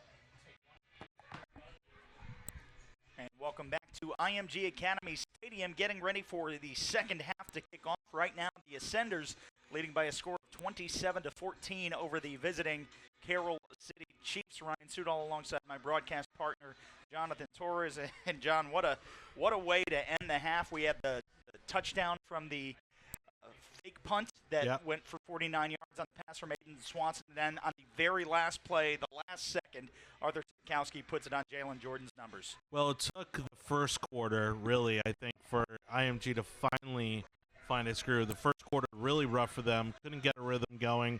Lots of mistakes. They're seemingly still having issues at the center position, but they're managing to work around that. And second quarter, you could slowly see them start to find that groove, that rhythm, that execution that IMG Academy is known for. I want to thank everybody for participating on both the YouTube and the Facebook live feeds, and just having a chance to read through some of the comments. We had talked about the difficulty of IMG's schedule, and a lot of people from the Miami area talking about how schools like Booker T, Miami Central, Miami Northwestern, two of which are teams that IMG are going to play this year, also play some tough national schedules. But the amount of travel that IMG does compared to basically every school in the country as far as playing, again, Chandler this year, Hoover, who used to have the TV show about them in Alabama, and just so many different schools, and traveling to Utah is just, there's no doubt it's the toughest schedule in the country. We saw the math done last season where they added up the mileage that this team puts on during its regular season, and it was even far and above even NFL teams, which gives you an idea of not only the distance they travel, but the demand that puts on your body and on your psyche, to have to deal with all those conditions. And also next week we'll get our first taste of the IMG second team, the white team. Again, they have split the varsity squad into two. The blue team is playing the tough national schedule, whereas the white team is going to be playing some of the smaller division powerhouses, both locally and just in the state of Florida. So that will be against Nature Coast next Friday. We'll have the white team here. And again, next Saturday, before the big McGregor-Mayweather fight, you'll get to see IMG on ESPN taking on Chandler out of Arizona, also one of the top teams in the country. So I'd be willing to put money that this football game will be more exciting than that fight. I don't know. I have a feeling that fight's not going to go very long. And now Radley Hiles and Trey Sanders back. Sanders feels it at the 6. Finds some space to the left, cuts through, tries to keep his balance, falls forward just across the 33. And a nice return for Trey Sanders as the starters for IMG still staying in that groove. I believe it's the first run for Sanders this game, but you're seeing a lot of great speed there coming up, especially, right after halftime. You think they need maybe a little more time to get up to speed. No, that was a great run there. Put him in a great position. And now we have Sitkowski back on the field. 11 minutes and 53 seconds remaining in the third quarter. Jalen Jordan scoring that last touchdown, and also Brian Hightower, and will be one of Arthur Sitkowski's wide receivers. He awaits down the near side. And they look for Noah Kane, who skirts his way through, gets up the 40. We saw him in the spring game averaging close to 12, 13 yards to carry against East Ridge. Some of those holes that were able to be opened up by Daniel Fonalele and Evan Neal haven't totally been there tonight, but still 6 yards a clip. Well, we've seen the even matchup here has been down the middle. We've seen both sides be really strong down the middle when it comes to either one being on offense or defense. It's once you start to open that field up, and starting to get the ball thrown around, where you start to see really IMG being the more dominant team in the passing game. 3rd and 3 after that little miss to TJ Pledger, and you could hear the city coaching staff kind of erupt. It looked like it bounced out of TJ Pledger's hands and almost intercepted. And that's, honestly, that's been the biggest threat, I think, to IMG this game. This Carroll City team, very vigilant, very responsive, very aware of what's happening around them. Now fake to Kane, and Sitkowski goes down, and he takes the slide and seems to be getting up just fine, but he gets the first down and a few more. Well, he's got to be careful. He's been running the ball quite a bit this game. It's a preseason game, and also he's taken a couple, or at least a few, pretty hard hits tonight that, again, you don't want to take that kind of risk at the beginning of the season. And now Sitkowski will go back. The clock will again begin to wind, just under 11 minutes. Sitkowski in shotgun. 3 receivers left, 1 to the right. Snap is back. Looking across, trying to find Brian Hightower down the right side, and unable to get there. Incomplete, a little too tall for number 7.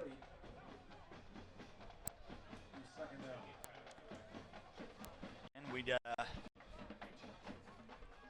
like to mention some of the previous IMG alums on a few college football football watch list, just about a week or so away from some pretty big kickoffs.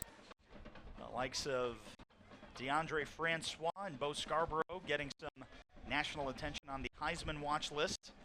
And also, 2 years ago, IMG quarterback Shea Patterson, also on the Davey O'Brien watch list for the best college quarterback, along with DeAndre Francois, also former tight end Isaac Nauta, up for the John Mackey Award. He's having some success at the University of Georgia. Noah Kane finds his way across midfield, is able to do a little shimmy and stutter and get back into Carroll City territory. It's been a fantastic game for Kane. I mean, he's found a lot of room in this field. Again, up against a team that has been very strong down the middle. I mean, obviously right there he had a great run, but typically he's had to go to the outsides. Trips right for Sitkowski. Takes the snap. Finds Kane. There's the hole. He's to the 40. Shot out of a cannon. Takes a big hit. And a first down for the Ascenders. This is where you see IMG really start to shine, is when they find their rhythm, they find that energy, and they find that momentum where they start to pull out the big plays. 14 yards for Noah Kane. He now switches to Sitkowski's left, as do the trip receivers. There's the snap, and it's Kane again. This time snuffed out in the backfield immediately. Malcolm Ray just threw as soon as that ball was snapped, and that'll be a tackle for loss. Well, it seems that the theme of the night is if it isn't broke, don't fix it, because Coach Wright is, again, shown a pattern of calling the same plays time after time. Again, it's just maybe part of that preseason routine to kind of work out some of the kinks on these plays. Shotgun snap. Time to throw. Finds Hightower, and a little screen develops in front of him, and he is off to the races, down to the 20 and into the 15-yard line. And a beautiful pass and a setup. 3 offensive linemen helping downfield set that block for Brian Hightower to move him closer to the end zone. I thought Hightower had the opening there to go all the way. Out of nowhere, again, Carroll City very responsive, found Hightower coming, making his way towards the middle, and were able to stop him at the 15. Now the snap. And it is still Kane. He's able to shake one. He's up to the 10, the 5. Touchdown Ascenders. Noah Kane from 15 yards out is able to evade Carroll City Chiefs in the backfield and all the way for that final 15 yards and put the Ascenders up 33-14. Again, Kane having a great night there. We see the power, we see the agility, and him finding that opening to get him into the end zone. Now we're starting to see the IMG Ascenders reach that scored territory that we're used to seeing on the scoreboard. And there is a downed player for Carroll City on the near sideline. Looks like it is just a cramp. So he will work that out, and again, we've got Annexted on to hold. And number 25, we have a new kicker checking in, Cameron Gillis, one of the many international products represented on the IMG squad, multiple countries. Cameron from Budapest, Hungary. Well, and that's where I think a lot of people, fail to realize really what an exceptional and unique program this is, because you've got players coming not only from around the country but from around the world, and these guys live just off campus, but they are living completely on their own, responsible for their own day-to-day routine, and so it's very much like a college atmosphere here. But yet, these are high school age guys that are looking towards a career in the NFL. Now Gillis standing at 5'5". The snap is back. The hold is down. The kick is up. And it is good. So with 9 minutes and 4 seconds remaining in the third quarter, IMG jumps out to a 20-point lead at 34-14 for the Ascenders over the Chiefs. And here we'll see that run. See, just misses the one tackle, gets the second, and just breaks through into the end zone. Puts IMG up 34-14. You are watching Ascender football on IMG Academy TV.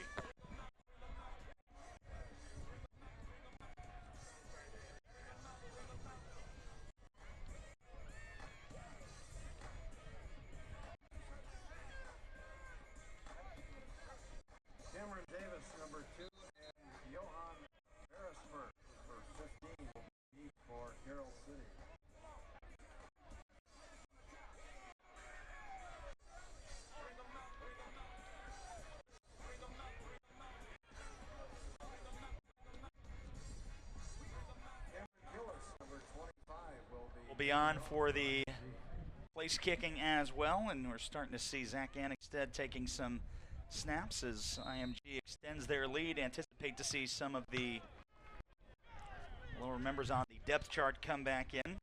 And 34-14, IMG this game wide open. As Gillis gets into this one, a little bit of backspin, somewhat dangerous.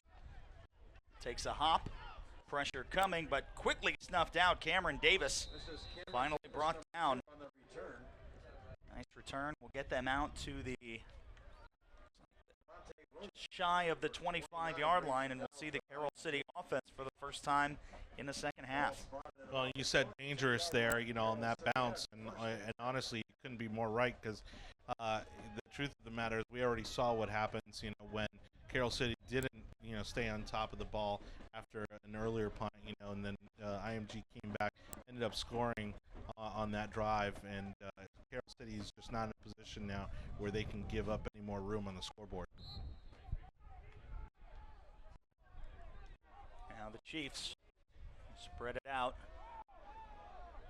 And a flag in the backfield in the neighborhood of holding, and maybe even an extra one as Marlon Smith got wrecked a little after the whistle. I have to imagine this is either going to be a chop block or a hold, depending on how quickly those came out.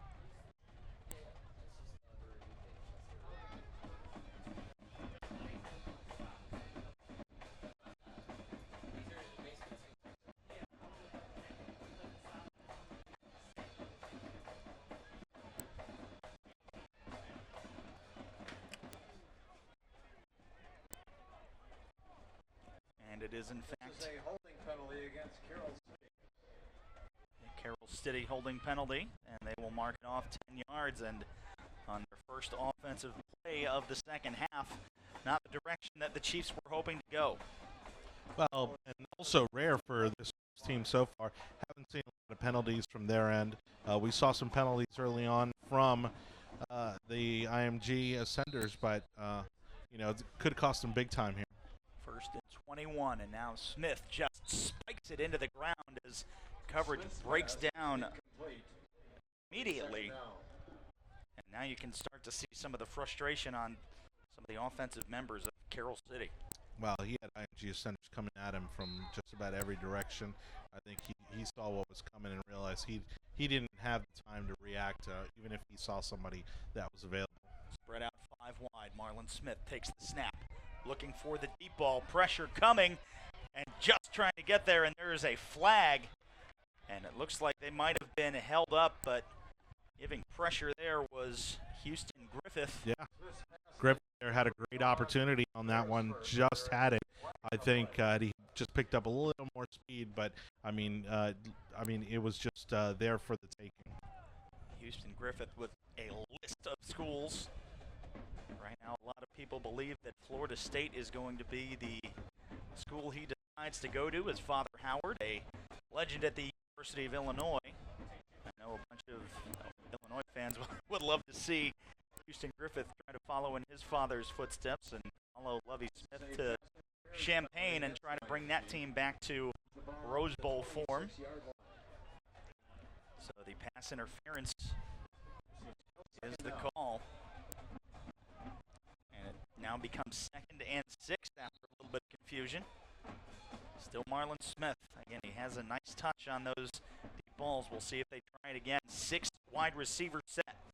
And now he rolls to his left. Pressure coming. Nowhere to go. And down he goes. Almost to safety. Wow. Oh, my goodness.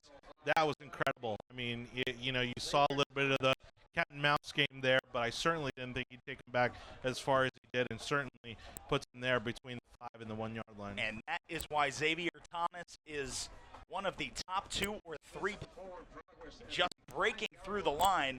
Marlon Smith definitely with the speed advantage, but Xavier Thomas just shredding a double block and finally bringing Marlon Smith down. And University of Clemson fans that are tuning in to see this game, love to see that. Yeah, I mean, he's going back to his home state of South Carolina after he's done here at IMG, but that was an incredible performance that, really takes the wind out of Carroll City here as they're already 20 points behind in the third quarter. So from second and 21 to third and 6 down to 27 yards to go after the pass interference penalty, and now a timeout by Carroll City. Timeout for Carroll City. Carroll City, timeout. Clemson having a top recruiting class after being in the national spotlight the last few years. Another couple of guys we'll be looking at is some of the other IMG alums, all the way up from LSU with Drake Davis and Grant Delpit, and also Shea Patterson at Ole Miss. Kellen Mond at Texas A&M this year will be making another splash in the SEC, as most of these IMG players do. And again, Isaac Nauta doing big things at Georgia. So a lot of these guys are going to be going against each other next season also. You see if they'll be the household names everybody's talking about. And again, we were just talking about Houston Griffith. If he does go to Florida State, well, then he's going to have that big rivalry with Brian Hightower and Arthur Sitkowski down at Miami. Sure. So it's a lot of storylines to follow with IMG, and we're getting close to having a few of the first players eligible for NFL draft status. Bo Scarborough, one of those. Well, and I would think also one of the challenges for the coaches is to take these players from so many different backgrounds and getting them on the same style of play. Certainly we don't have the issue here at IMG, but that takes hours and days and weeks and months of work. And now a very protective package in the backfield. It looked like Marlon Smith was lined up as a wide receiver, and they just try to muscle this forward to get out of the shadow of their own end zone, and that will bring up 4th and long. The Carroll City punter. IMG Academy defender.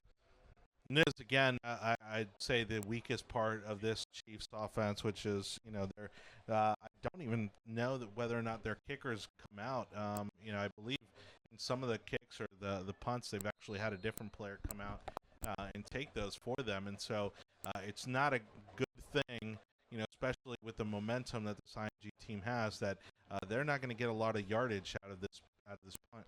So 4th and 23 from their own 9-yard line.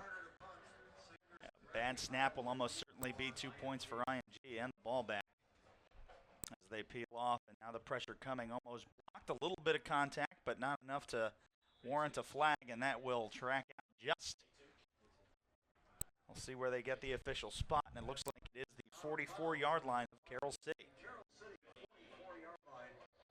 Yeah, there with that kick was Mark Carter Jr. Again, not listed as the kicker on this team, actually listed as a defensive back, and not a terrible kick, but wasn't able to get it past the 50-yard line, and really puts IMG in an ideal position here to come down the field and get pretty quickly in a scoring position once again.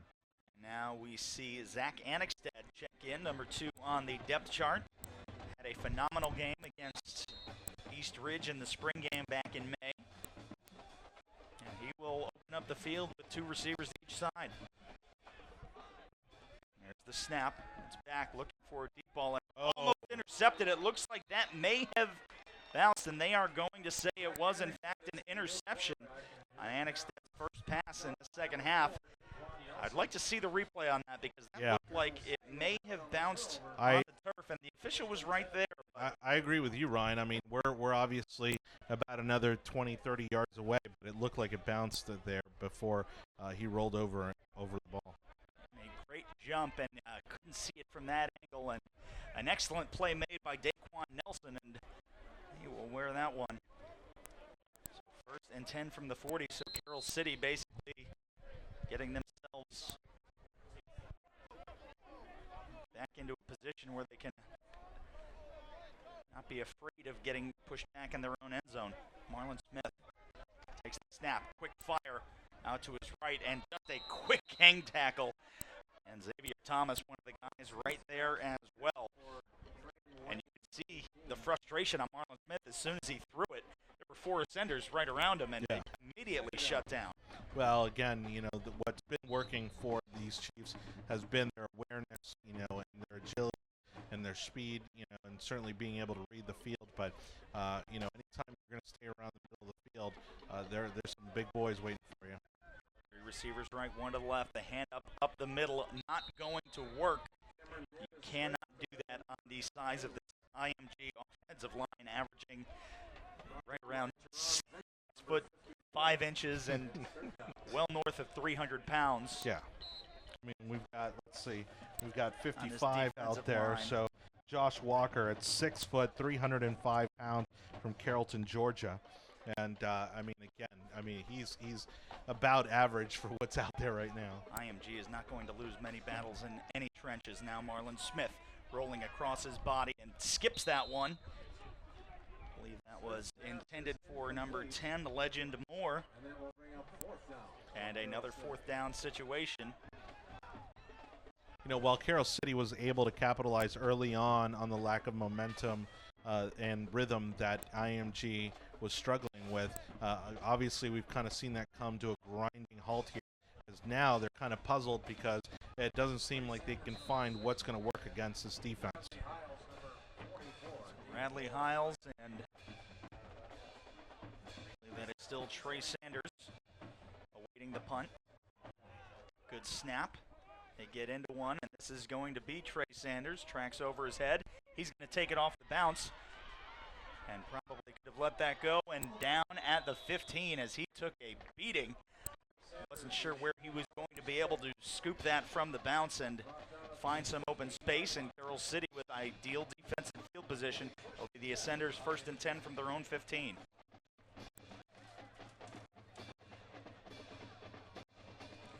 Looks like Annexstad in a quick huddle with the Ascender coaching staff, as he will try to shake off that last interception and try to get the Ascenders back down the field and into the end zone. Well, and pretty rare for them. Again, a team that typically moves very quickly, sometimes with a no huddle, for them to gather up on the sideline is rare.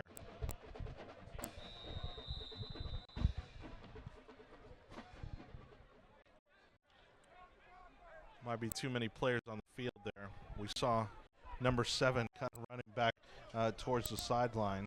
Brian Hightower with the illegal substitution, but they are going to take a water break. We will take it with them. IMG Academy 34, Carroll City 14. This is Ascender football on IMG Academy TV.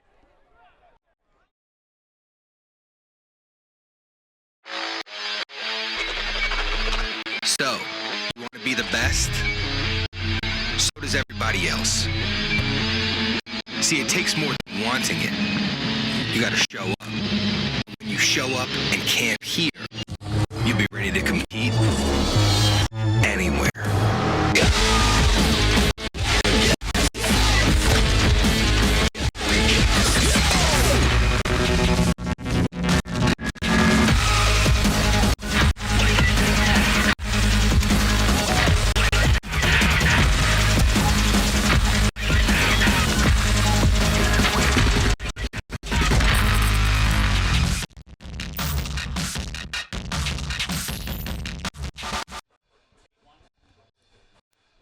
Welcome back. 1st and 15 from the 13-yard line for IMG.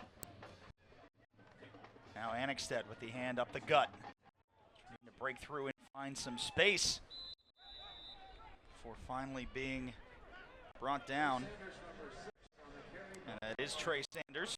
Seen him get a few touches. Also effective in the... We see Curtis Dunlap, 51 there. Curtis Dunlap Jr. actually not able to get up. Seems to be in pain now on his back. Of course, now we've got the trainers going out there to check on him. Looks like it might just be some cramping.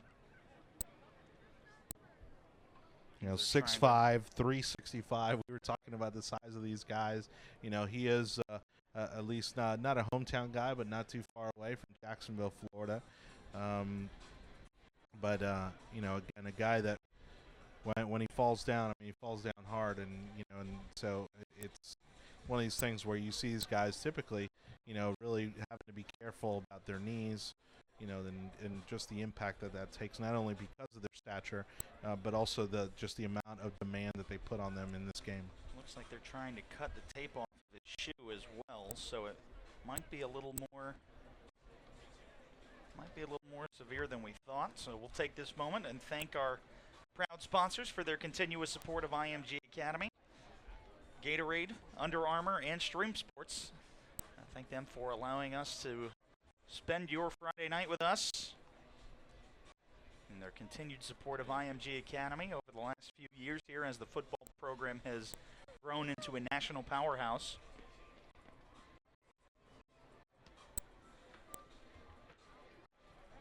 And saw a lot of hubbub around some of the also the new Under Armour uniforms. Yeah. Notre Dame is going to be debuting a new Rockney themed where they have some old school cleats that if you haven't had a chance, you can go to Notre Dame football Twitter and take a look at what they are going to be wearing in a throwback style game. Also see Tony Jones Jr., former IMG running back at Notre Dame this year. Well, even for this IMG team, I mean, you don't see the gray very often on any team. I mean, it's just not a very common color, but it looks actually really sharp here. Helps that pop that white, you know, and that blue that off the metallic decal on the helmets. I mean, great looking uniforms. Chiefs also. I mean, it's pretty bold orange. The number's a little hard to read for those of us at a distance, but certainly they're looking pretty sharp. I don't know if those are metallic cleats. I mean, but they sure shine here under the lights. And, you know, nowadays it's such a big deal, right? You know, to get the cleats right and the uniform. And, you know, it's made for an interesting dynamic in the game. Now Annexted in shotgun. The hand to Sanders. He dances through and finally gets up a few yards. That'll bring up 3rd and 9, gets a couple on the play. And they have kept the ball on the ground after that last Annexted interception.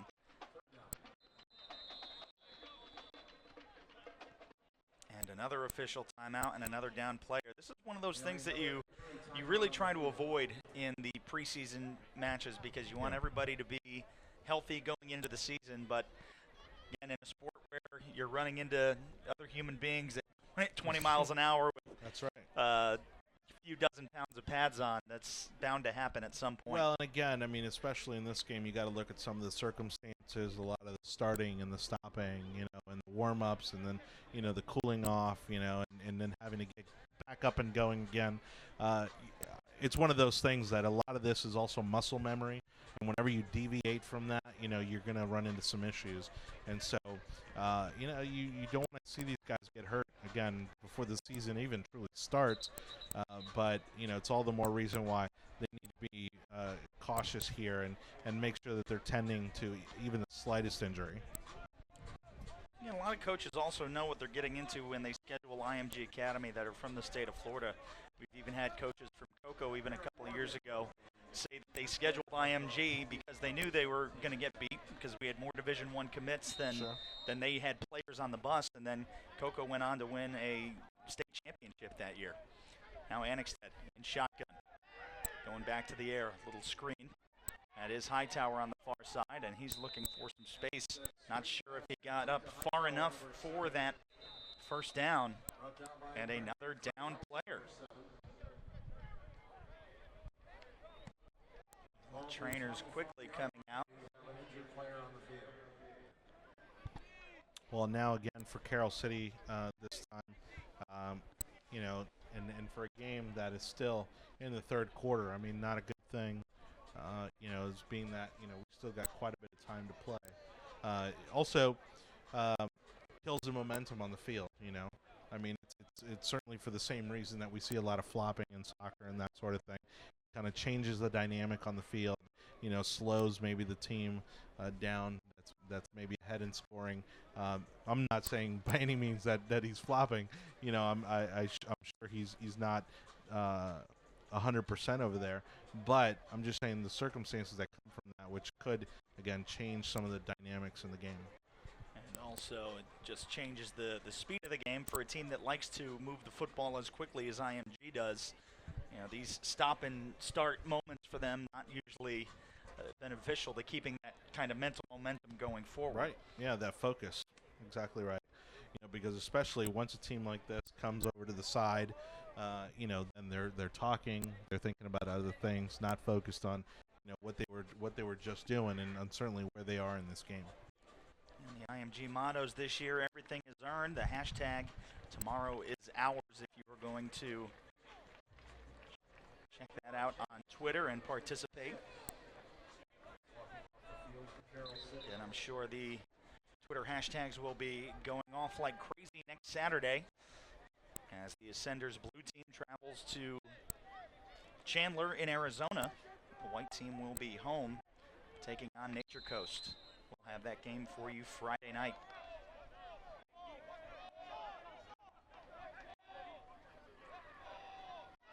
And now they fake again. This time right up the middle and keeping his feet. It is Mike Jones. A name, we heard quite a bit, during last season, and now coming out with a bang here. But Mike, never fails to really come out and put his best foot forward and make some things happen on the field. And now with that fake punt, there is a flag in the backfield. And it is against Carroll City, so looks like a possible face mask. Yep. So Carroll City, after getting IMG down to 4th and 4, Mike Jones takes the direct snap as the up back. Well, and again, you have to wonder what effect this has on the team. Having two players go down, and off to the sidelines, now having this penalty called, seeing that they're 20 points behind on the scoreboard. A lot of the psyche, really affects the game, and that's why, we also have some coaches, that teach about the psychological aspects of the game. Now Annexstead, 2 receivers to each side, takes the snap, and the hand is to the middle, and Trey Sanders, he goes down just on the line of scrimmage. Chester, number 19. Right at the tip of the Ascender logo. He lost on the yard, 2nd and 11. Now, same formation. Snap back to Annexstead, a little low. Steps up into the pocket, and he is brought down by the helmet. There's no flag, and there it is. It comes in late. And that might be another 15 yards for the Ascenders, depending on what the officials call, but clear like he had his finger in an ear hole.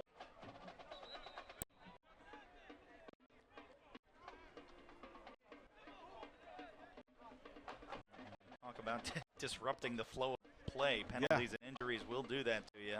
Well, and we're kind of in a rut here with these, and where, again, early on in the game, it was IMG committing some mistakes there and some penalties, but really weren't very costly.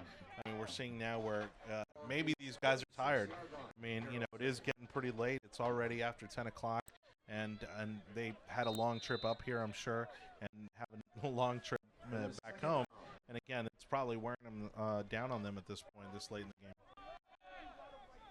Now straight up the middle again for the Ascenders, and the gang tackle. Sanders, the ball carrier. And Trey Sanders, yet again, is stopped before the line of scrimmage. Number 19 on the tackle. You can start to see Carroll City play with a little bit of fire still. Now Annexstead trying to direct Cameron Coleman. Yeah, a little bit of miscommunications, it seems like. Now we're seeing a hold up here from the sideline. 3rd and 8. Ball on the Carroll City 46-yard line. Zach Annexstead awaiting the snap. Trips right. Annexstead, plenty of time. Avoids one, throwing across his body, has a man, and it is Cameron Coleman. But right near the line of scrimmage, so not enough for the first down. Now, and I there think is another flag on the field that is offensive holding, and I can almost guarantee Carroll City is going to be enforcing that penalty from that far back. Well, he caught the ball out of bounds there, and and I think there just wasn't a question about it. But there seems to be a lot of miscommunication here, which I know is one of the things the coach wanted to address. Making sure that they did have good sideline management and communication, one of the keys to the game. But yet we saw Sikowski from the sidelines giving Annexstad some directions and really not being on the same page.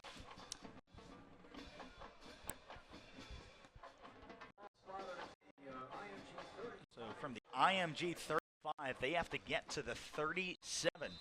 So 3rd and 28 for the Ascenders. Let's see if Annexstad has some magic left. Goes right to the air. Wide some space. It looked like that was Riker Brazeroll. And just not able to get there. Just try and get a few more yards back, and Aiden Swanson will come back on to punt. Yeah, a solid throw. I mean, nothing special, but again, it was effective. Moved the ball up a bit. Annexstad has been popping in and out of the game, and so again, that rhythm, that momentum, I think we've lost, being that Sikowski's now on the sidelines. High snap for Swanson. Pressure coming, almost blocked, and he gets a hand on it. And Brendan Radley-Hiles will down it. There was contact made on Aiden Swanson, but it was after an excellent rush by Carroll City, but still able to get it out and create some space for the Ascender defense. Not a horrible location for Carroll City to regain control of the ball here. Obviously, I'm sure they'd like to see something happen and put some points up on the board.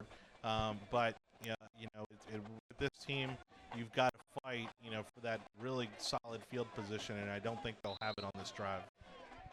Now Marlon Smith back at quarterback. He's going to make a few good throws. He's going to try and find a few more this drive. That one. That's a Legend Moore. And a big hit. And it was complete. Legend Moore almost letting that one get away from him.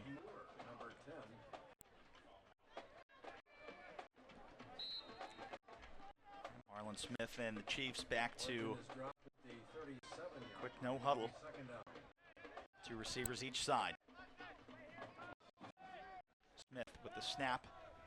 And quickly in the backfield, Nolan Smith shuts down Barnwell almost right at the line of scrimmage. So it'll be 3rd and 4. Again, looking for the quick plays. Under a minute to go in the 3rd quarter. Well, like I said, really to get an edge on this IMG team, field position is huge. They didn't have it, and here we see them struggling to get past the 50-yard line. Smith fires and just dropped right on the numbers. Perfect pass. And that was intended for Johan Beresford. And that'll bring up 4th and 4. And this is not where you want to give IMG the ball if you're going to go for it. So looks like they're going to bring the punt team on. Yeah, definitely not. And, from Carroll City, reading the body language here again, it looks like these guys are tired. They're certainly not happy about being 20 points down. But, and again, the field position being what it is not where you want to be with this IMG team. And Carroll City timeout. We'll give the Ascenders a little water break. They want to talk this over. We will take it with them. You're watching Ascender football on IMG Academy TV.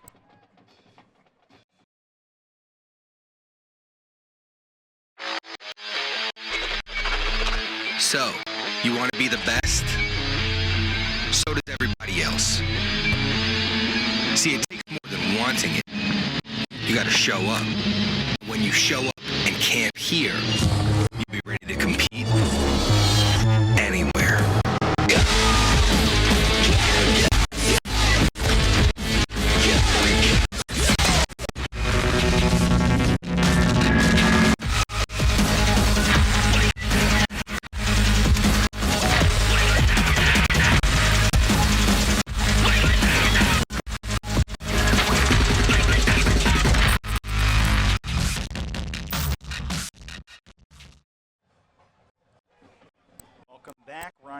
Jonathan Torres, and now Marlon Smith looking a nice little touch pass across the middle and a huge hit, but it is still caught.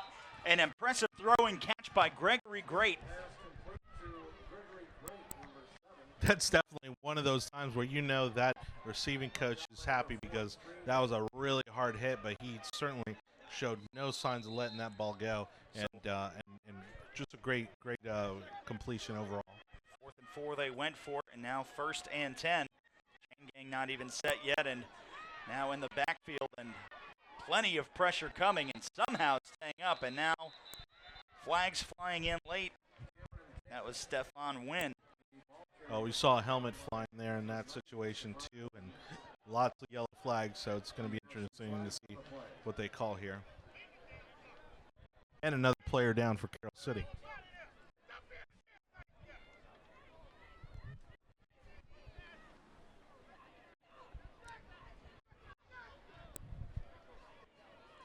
You also have a penalty. This is a personal foul and face mask. Face mask against the Ascenders, and you can hear the Carroll City coaching staff and their displeasure with what was called. Yeah, being that it was on the far side of the field, we didn't really get a good look at what happened there, but it was certainly a big match up there.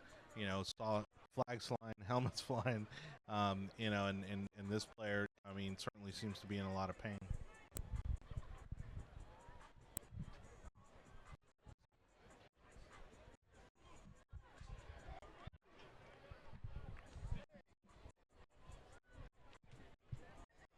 Here we'll see the play here, the Marlon Smith handoff, and then trying to bounce out. We'll try and see where the injury happened. It looks like someone came in late.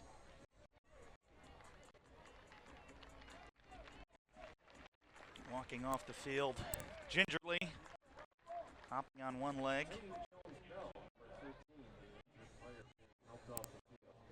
And that was Jones Bell for Carroll City, those of you that were unable to make the trip tonight.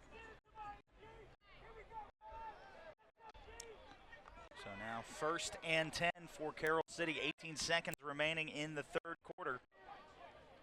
Marlon Smith. 2 targets to his left, 2 to his right.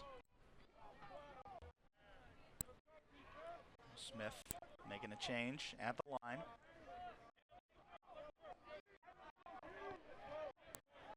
Still plenty of time on the play clock. One man in motion.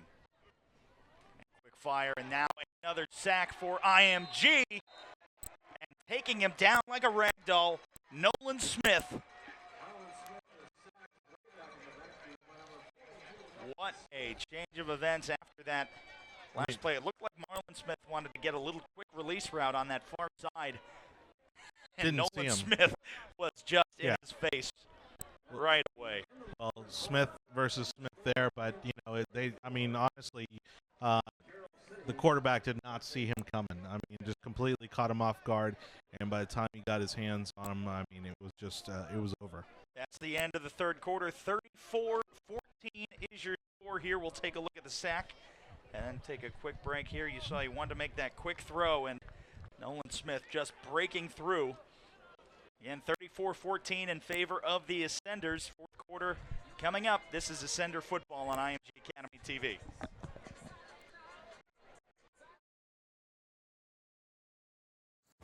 So you love your game? So does he. You say ain't nobody gonna work harder? He said the same thing. You get an hour of training in before the sun even comes up, plenty of early risers out there. You got the gear, they got the gear. You got a secret weapon, this dude doesn't need one. See, this isn't just a game of inches, this is a game of ounces. And the next ounce you give might just be the one the other guy doesn't. Gatorade, rehydrate, replenish, and refuel.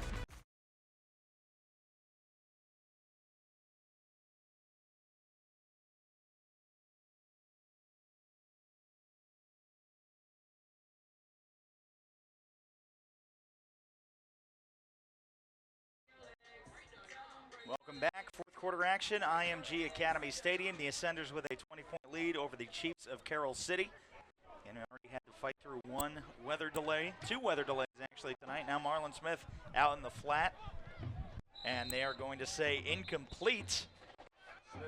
Intended out wide left, so 3rd and 24 will be the down and distance. after that huge sack by Nolan Smith to end the third quarter. And we saw earlier, number 51, Curtis Dunlap Jr. was down on the field, so good to see him back up, walking around. Marlon Smith now trying to get a first down. Another deep ball, tracking through, almost intercepted by IMG. Knocked down. Alondra Strong on the coverage, and that will bring up fourth and very long. 23, defending on the play.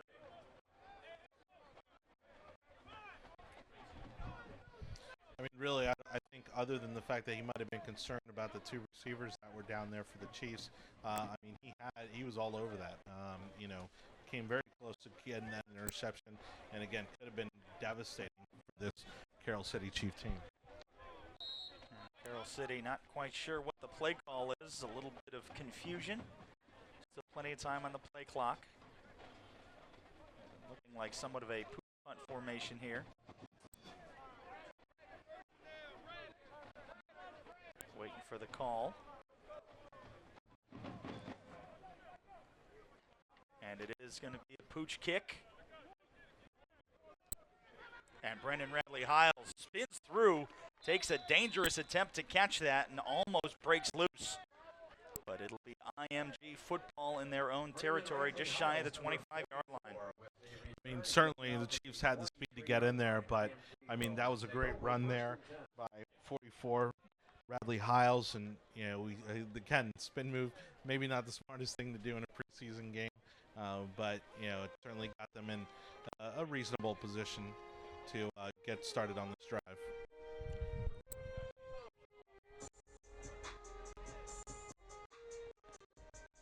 And it will be Sitkowski back on for the Ascenders. Two to his left, one to his right. The snap is back. And it's to Noah Kane, fighting forward before finally being gang tackled. Number 22 off the right Like side. Gregory Great was in on the coverage. Carter Jr. number Now head coach Kevin Wright trying to run down some clock and maybe find one more score in this final 11 minutes. is back at quarterback number 4. So Sitkowski to the left. One to the right. Sitkowski with the hard count. Handed back again to Kane. Finds some space on the right side. This is Kane around right end. Finally brought down. Gregory Great number 7. Greg Great again on the tackle and coverage. Moves the markers. And get another good run for him. It's been solid all night, moving the ball. Every little bit counts. I mean, every play is not going to be a big IMG Academy play, but again, consistent performance today by him on the running game. Now we'll see TJ Pledger also back in the backfield. Jalen Jordan and Brian Hightower to the near side. Here's the snap.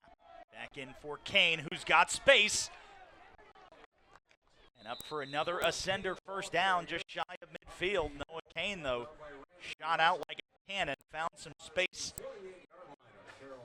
and took it about He had a 13, real 14 small window yards. there, and it closed up real quick. I mean, certainly with his speed, you know, we thought he could make it through there, but it closed up real quick, and Carroll City hanging on here against this IMG offense. Now some flags fly after that officially 12-yard carry by Noah Kane. This is a false start against IMG. So that will move them back 5 yards. It'll bring up first and 15.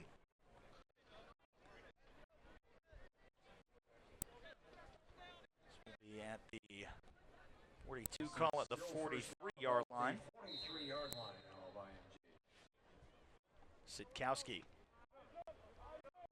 has Pledger and Kane in the backfield.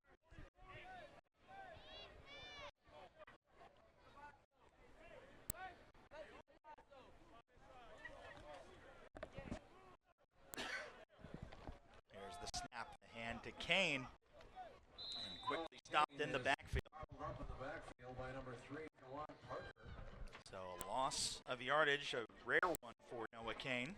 Yeah, Kane getting a lot of mileage in this game, and you know, we'll probably see them switch it up here, but you know, it's been pretty impressive to see him do what he's been doing this game and do it pretty consistently.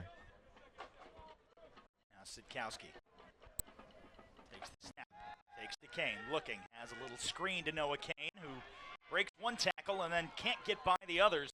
Bring up 3rd and long after a short gain. Kane, number 22.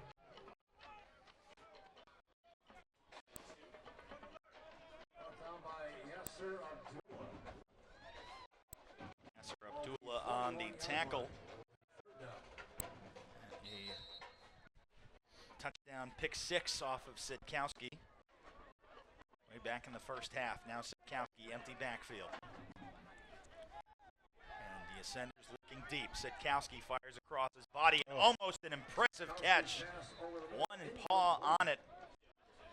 Not only a potentially impressive catch, but a potentially impressive interception there, as they also had a defender coming up right behind him who had to dive for it, and the ball just bounced right out of reach. And Jermaine Burton getting a paw on it, but unable to bring it in as Sitkowski sent it a little high. Swanson, number 39. Swanson. And 11 is deep for Carroll City. And another bad snap over the head of Swanson. He picks it up and then finally boots one away. I don't know how he got that off. And what an impressive recovery by Swanson. That was incredible. I genuinely thought that they were in serious trouble there as Swanson made it all the way back to the 10-yard line, and to see him kind of just swing around to the right and still get off a kick was just amazing.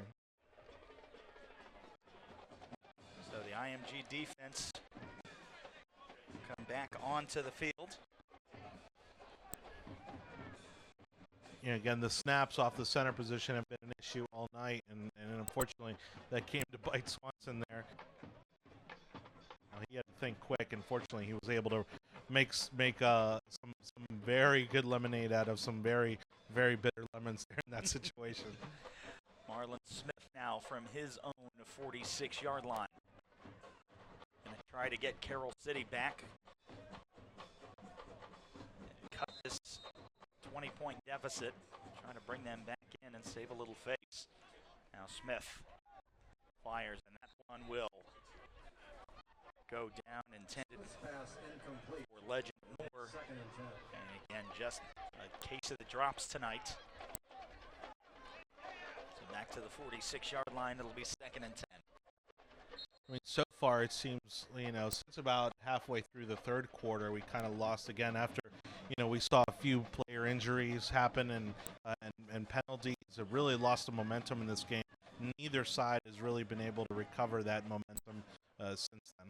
3 receivers to the right. The hand is up the middle and stuck right at the line of scrimmage, able to fall forward.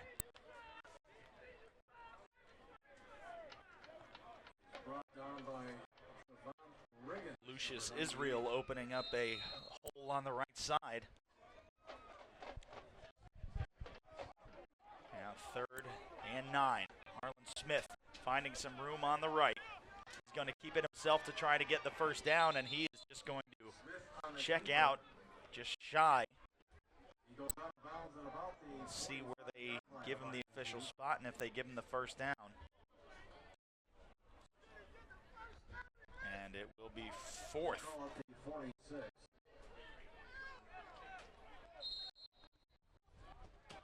Just shy of the first down, and the Carroll City sideline not happy about it. Again, we're here now past the 10:30, almost the 10:45 mark, getting late, and they're wanting to put some more points up on the board before they head back home. Now an empty backfield for Marlon Smith. 4 receivers to his left. Cameron Davis, the lone target to the right. And that'll be good enough for the first down, getting to the 40. Greg Great able to get a hand on it, doubles as a defensive back.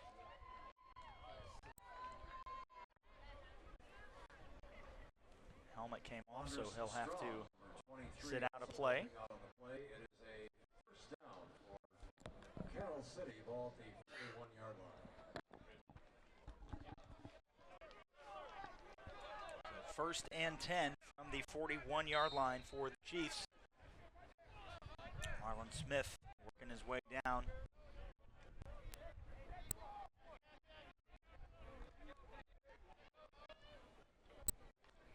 High snap. Smith brings it in. Pressure coming. And just sends one up and out of bounds. And they're going to say a receiver was as close to being in the neighborhood as possible. Okay, sure. There's a flag down. You know, hit the track and field track going around the field. But, you know, again, I'm thinking the refs probably are also just wanting to get the game moving along. This is an intentional grounding. They did call maybe intentional not. grounding, even though the side judge signaled that there was a receiver in the neighborhood, but probably because of how far out it went.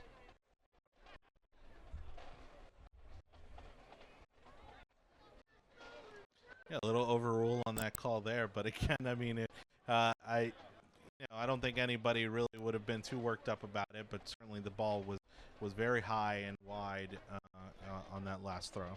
So loss of down and spot of the throw. 1st and 10 now turns into, or 2nd and 10 turns into 2nd and 31. Not many plays in the playbook for these situations, and almost a face mask. Yeah. Cameron Davis got a few yards back, but IMG lucky to not give 15 yards right back. Definitely almost a face mask on that call. I really would have been. I'm more surprised that they didn't call it because, I mean, it was pretty obvious, again, from where we are. We're probably about 30 yards away from the field, and the sideline official a lot closer. Guess didn't catch it. 3rd and 29. Smith, pressure coming as he's hitting the head and then blown up, but incomplete. Incomplete, and that will bring a 4th down for Carroll City. Martin McCall and Marlon Smith taking a hard hit afterwards as well. It was a really close, completion there too. I mean, it seemed like a solid throw, but it looks like he might have caught it out of bounds. Mark Carter Jr., number 8, will punt. Carter Jr. and now Bradley Hiles, the lone returner, IMG. looking to possibly break one, as he was known to do and is known to do. One of the ESPN 300, top 300 recruits in the nation.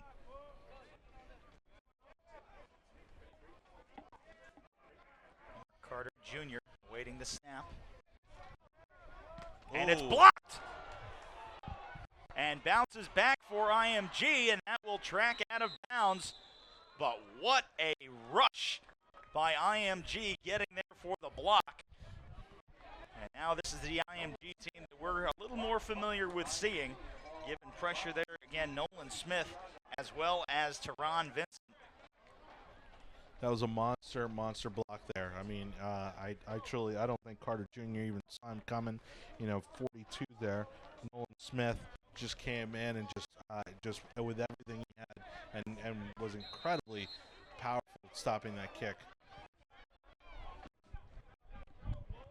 So now Sidkowski back. The short ascender field. Takes the snap. It is up the middle. Looks like that is TJ Pleasure fighting for yards, and it's up to the 30.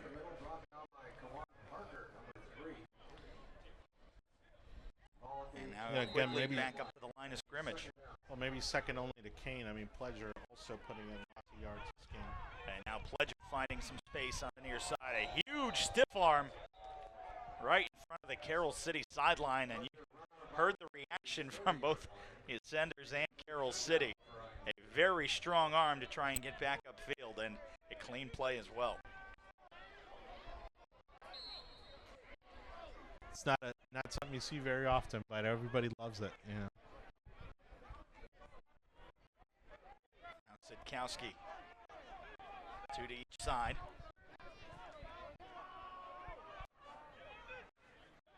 Looking, has to break away, rolls to his left, takes a hit, and that one is far. Sidkowski gets clobbered by Kawan Parker. And that'll bring up 4th, so 3 and out for the Ascenders. Although Sidkowski is staying on. This is one of those almost too far for field goal and too close to punt. So they're going to stay on and go for it. Well, and again, this is all rehearsal for the opening of the season. Sikowski, was on the sideline for quite a bit. And really, this is the coach's opportunity to try a few things out when they are in exactly this type of situation. Sikowski takes the snap, steps up, has time. And getting there, TJ Pledger breaks through to the 10, the 5. Are you kidding me? TJ Pledger into the end zone. Touchdown to Senders. How did he come up with that one? Well, and it's one of those things. There's so many pieces of that look like that play could have ended at any moment, and they followed it through to the end, charging really 3-4 Senders charging into the end zone there for that touchdown. Now Annexted back on to hold for Aiden Swanson. Take a look at the replay here after just the quick fire. Has Pledger, and it's low. It looked like he wasn't even going to be able to catch it, and still just scoops it up and sends it in. Just annihilated 3 big tackles there that were waiting to take him down, and didn't even phase him. Just swept right through them. Now Swanson. Here's the snap. It's back. Hold is down. The kick is up. And it's good. So with 6 minutes and 15 seconds remaining, IMG again blows it wide open. They lead Carroll City 41-14. This is Ascender Football on IMG Academy TV.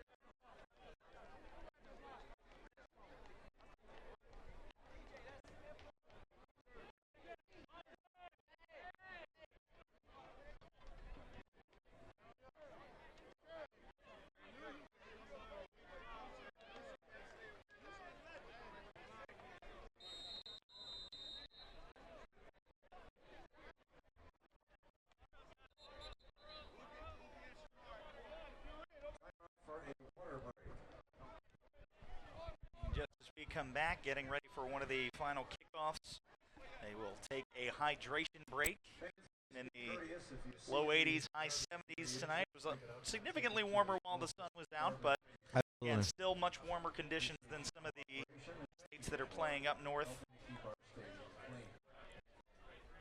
And a long ride home for Carroll City, but again, still being able to score 2 touchdowns is more than many teams have been able to do against IMG in previous seasons. Yeah, which, again, we saw some celebration on Carroll City's part early in the second quarter, and, I knew that might come back to bite them, and sure enough, here we are, 41-14 in the fourth quarter with about 6 minutes, and, this is a team, and, talking about Carroll City here, that loves to come and meet, to a matchup like this against a team like IMG, and really be able to come home with a W and some bragging rights, and that's not going to happen tonight.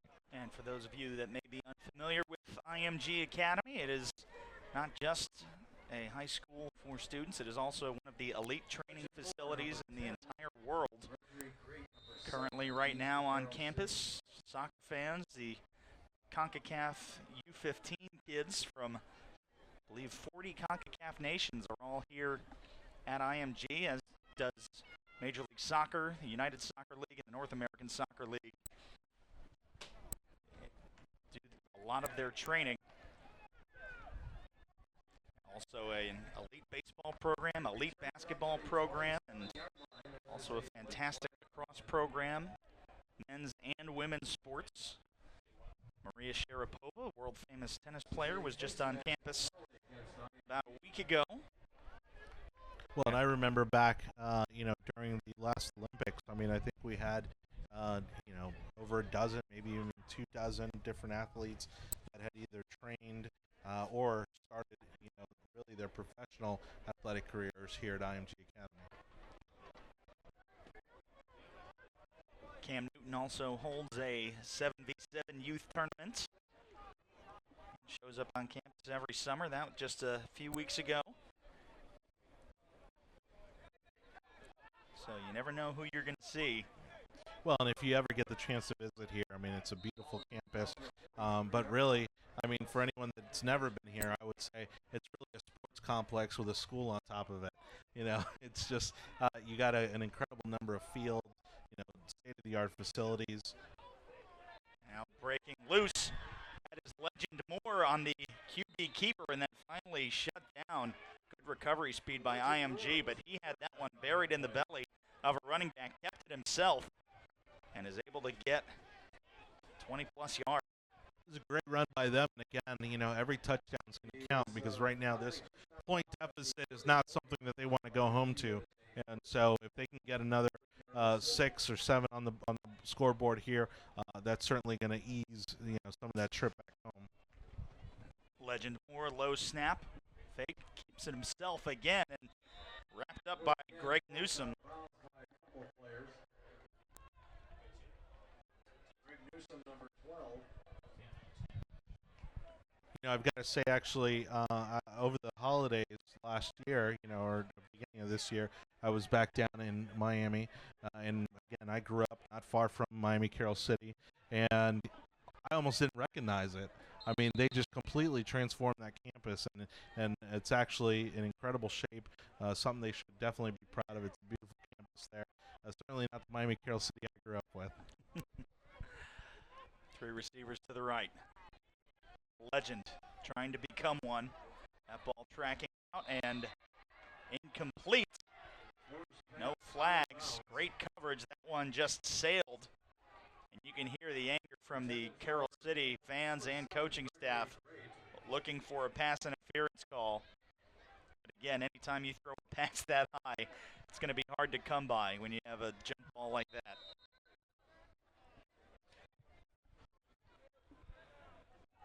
Well, it's been really interesting for these officials, you know, again, considering the injuries, the penalties, the delays. I mean, it's really been a very just kind of a mixed game overall. Legend fires and blown up. That one definitely an incomplete pass. Yeah, big hit there on 24, Carroll City's Elisha Barnwell. Excellent coverage by IMG. This is an illegal shift call. Carroll City. So an illegal shift called against Carroll City. We'll bring up 4th down, and at this point in the game, there's really no other decision than to go for it. Now Legend runs up, keeps it himself, and what speed on Legend Moore as he gets up the 1st down and more within the 10-yard line and keeps the drive alive for Carroll City. Absolutely phenomenal. That was great. You know, and impressive speed coming up the middle and then, you know, down to the bottom of the field. Really, I thought he was going to try to take it right to the end zone, but certainly put them in a great scoring position. 1st and goal from the 9-yard line. It is 1st and 10. Legend Moore back in shotgun, 3 receivers to his left. And that one goes straight up the middle for Elisha Barnwell, and he is brought down, the junior running back.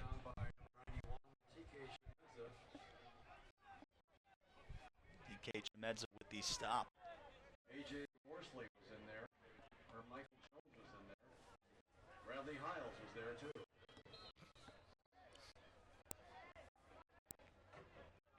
Just a little over 4 minutes remaining. Carroll City trying to get one more score maybe, and then evading one tackle, Legend Moore. And then he slips trying to cut back upfield as Kingston Harris got a hand on him.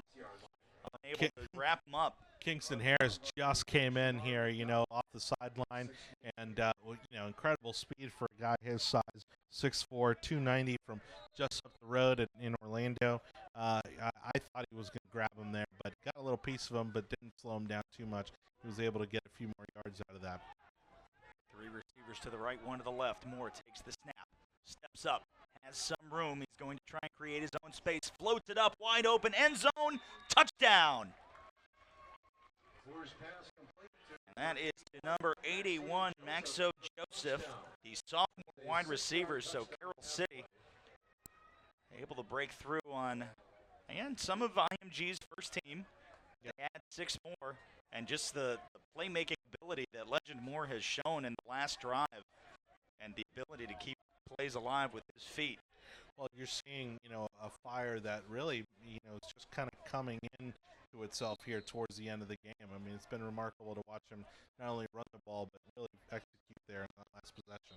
And they go for 2. There's a flag. Play will stop.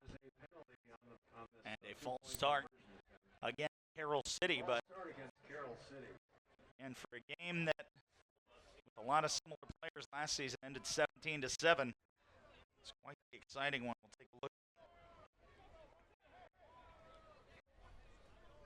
Legend Moore again keeping plays alive and then just drops one on Maxo Joseph. Great pass there. All the room in the world there in the end zone. Definitely earned that touchdown. Still going to go for 2. The Chiefs has an option in the flat, and there's a flag in the end zone, and Legend Moore took a nasty hit in the back. Looks like they may be calling it a touchdown. Pass was completed to Gregory Great, number 7. Gregory Great makes the catch, and the conversion is going to stick, and depending on the penalty, they may add it on to the kickoff. And it was a defensive pass interference, and it will be declined. So the 2-point conversion is good. But a nasty hit on Legend Moore. So 41-22. But again, showing what a great player he is, because again, in that situation there, we're going to watch the replay now. And now just watch the hit. Completely blown up in the backfield. I believe that was Xavier Thomas breaking through. And for a kid that's the size of Legend Moore to have to get shot in the back there by someone that's 6'3", 265, I'll bet Legend Moore is going to use some of that 3.5-hour drive back to take a nap. Yeah, he's going to need one after that hit by Xavier Thomas. And he definitely earned that 2-point conversion there. I mean, it's you'd hate to take a hit like that and then not be able to get something out of it, but they make it happen, and it's really exciting to see this Carroll City Chief team really make a fight to come back here, even with just a few minutes left in the game. And we'll probably see IMG's onside kick coverage, so there was in fact a penalty added on to the kickoff, and now the officials are just trying to decide where they're going to spot it. It'll be on the 45 in IMG territory, so they can either try and take the touchback or with this ideal field position try to bounce this up towards the 35 and maybe get an onside kick. You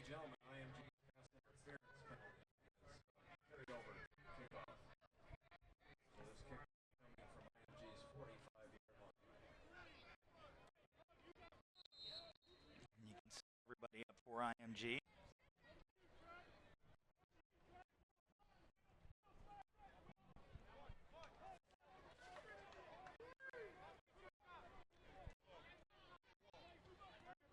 Mark Carter Jr. just tries a little pooch shot. And it looks like that might have been Trey Sanders, able to field it, but unable to find any space. Trey Sanders, number 6 on the return for IMG. And looks like Annexted making his way back onto the field to play quarterback for the Ascenders. And just about 3.5 minutes remaining. Be 1st and 10 for IMG from their own 24-yard line. Well, and again, it's in situations like this where we've seen the level of experience and confidence in the two quarterbacks. Annexstad, while he does show moments of brilliance, still seems to not quite have the confidence, and also makes some mistakes from time to time. Now Annexstad with the snap, the hand up the middle, and just put down quickly.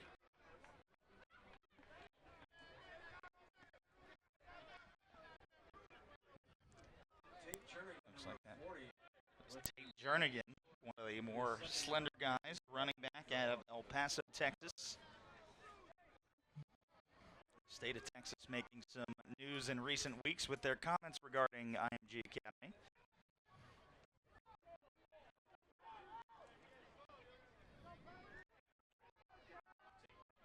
split out wide, and T. Jernigan will stay in back with Annexstead, and that will be a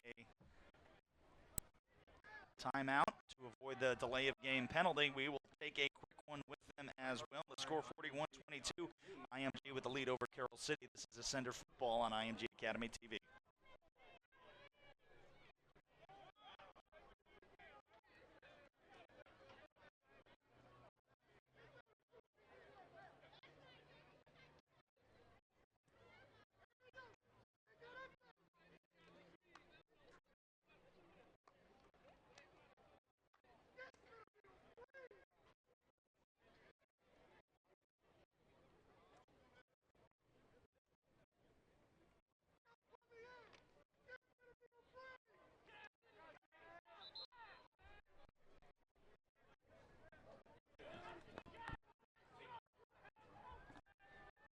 Back, Ryan Sudol, Jonathan Torres wrapping up the IMG Academy Kickoff Classic. Zach Annexstead back in shotgun.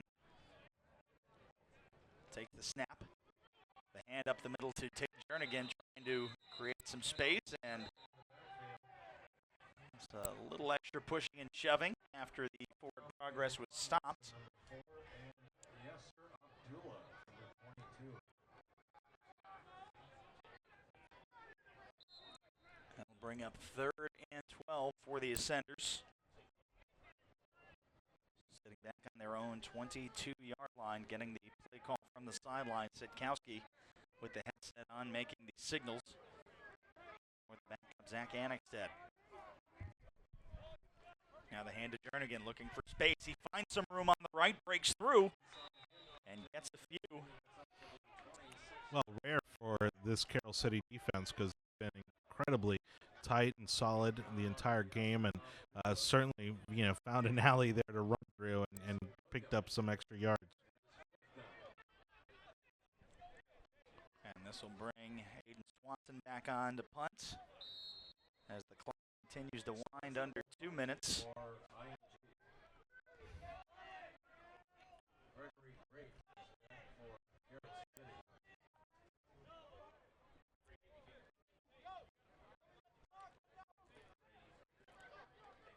With 7 seconds left on the play clock, they are going to try and quick snap this. And they get it back to Aiden Swanson, and he gets a nice boot into it. And a beautiful punt rolls out all the way down to the 30. Aiden Swanson making his announcement to transfer from Jesuit up in Tampa to IMG on Twitter just a few weeks ago. So still trying to get into the team. That's one of the toughest things that a lot of these players say is about coming to IMG, because everybody is from all over the country and all over the world. Sometimes, getting that chemistry just right, That's right. can be tough. But IMG, after the first couple of drives, was able to find that chemistry and has looked very impressive since. Well, Swanson seems to be right at home. I mean, we're only about an hour away from Tampa, and Brendan Radley Hiles, and that's going to be nasty. He just upended the receiver, and he just jumped in from the sideline, and he is hurt as well.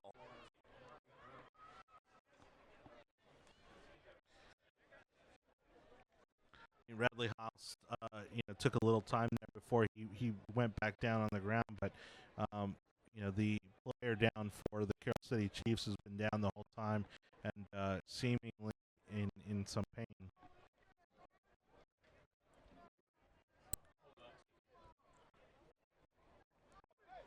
And we will see the replay here and just watch Brendan Radley Hiles and just upended his legs.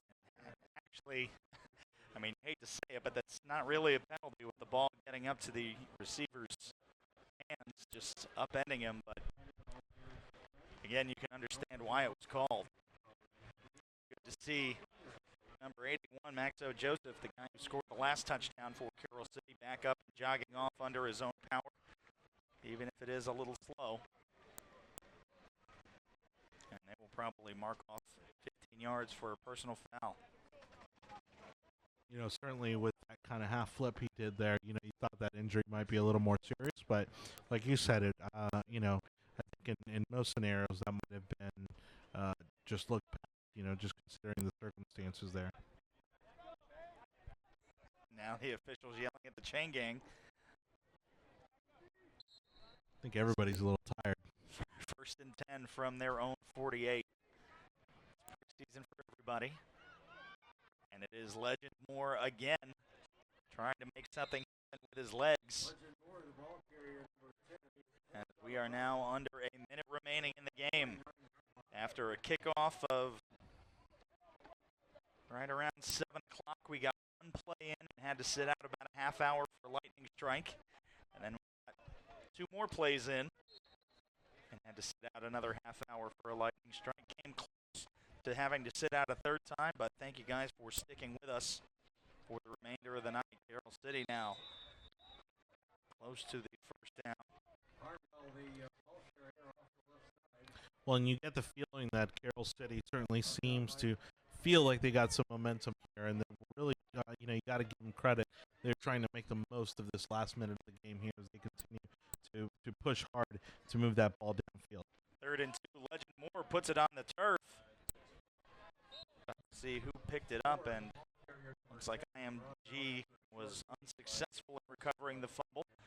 Legend Moore still down. 19 seconds to go. And he's in pain, but he gets up on his own power and jogs off to the sideline.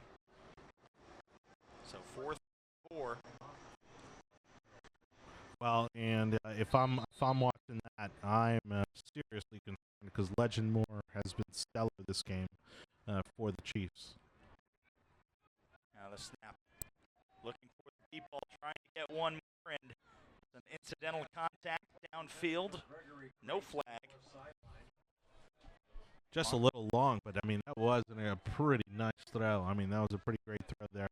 Marlon Smith back in. So that is a turnover on down, and with 5 seconds to go, I anticipate just seeing a victory formation and kneel down for the Ascenders. Head coach Kevin Wright. Talk to his guys as they get ready. This will be the last play before the next one they have is on national TV next Saturday. That game will be broadcast nationally televised on ESPN. Don't forget, though, next Friday you can see the white team, the team that will play the local Florida schedule, take on Nature Coast. Pre-game coverage with myself and Jonathan will begin at 6:45 right here at IMG Academy Stadium to see the future Ascenders that will play on the blue team in future years.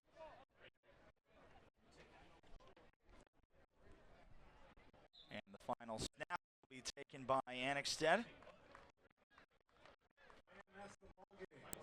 And your final score, IMG Academy 41, Carroll City 22 in a battle of Florida powerhouses.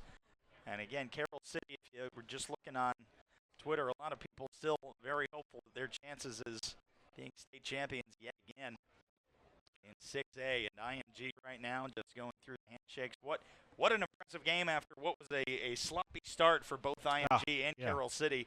IMG able to rebound and put 41 up on Carroll City. Definitely. And again, Carroll City had a number of injuries there, some of them more severe than others, some penalties. They definitely have some things to work on before they kick off their season.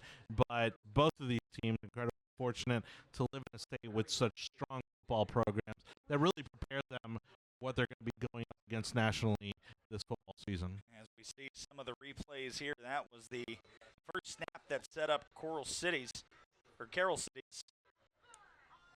first score. Cameron Davis. Go through most of the highlights here. And we saw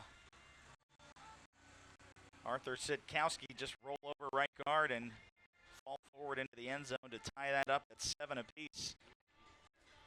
And then we saw this impressive run by Noah Kane, shaking tackles. He did that all night, and that put IMG up. A lot of power, and a lot of speed by Kane this game.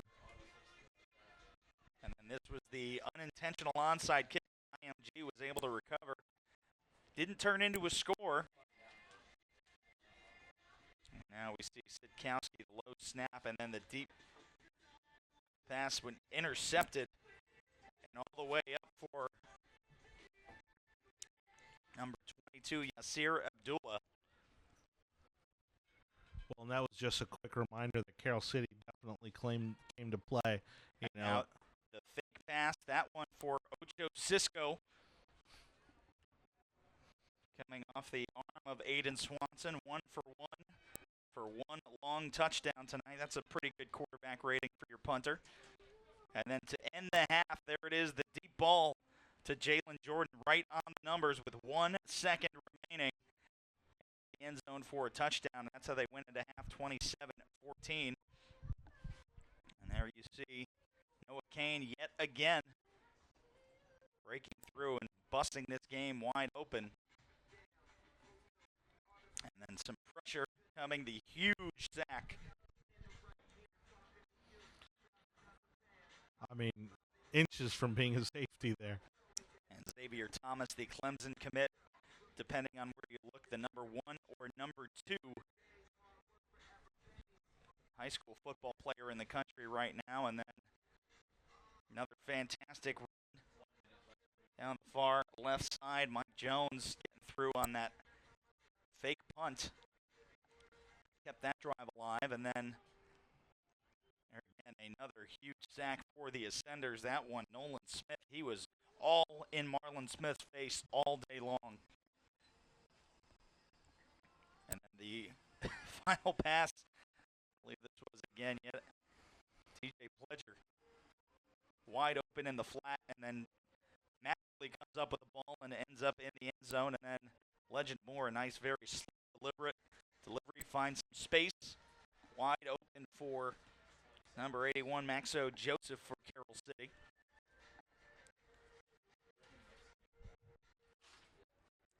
Then looking for the deep ball. And that is basically how the game would end. 41-22, the Ascenders come out victorious in the Kickoff Classic. Again, the next game, the Nature Coast Tech Sharks. That will be right here at IMG Academy Field next Friday night. Again, pregame coverage starts at 6:45. For everyone at IMG Academy TV and my broadcast partner, Jonathan Torres, I am Ryan Sudol saying so long from Bradenton. We hope you enjoy the broadcast. If you're an Ascender fan, we know you enjoyed the result. Next Friday here at IMG Academy Stadium. And don't forget to tune in next Saturday, ESPN, to see the blue team, the same team you saw play tonight, taking on one of the top teams in the country, Chandler from Arizona. So long from Bradenton.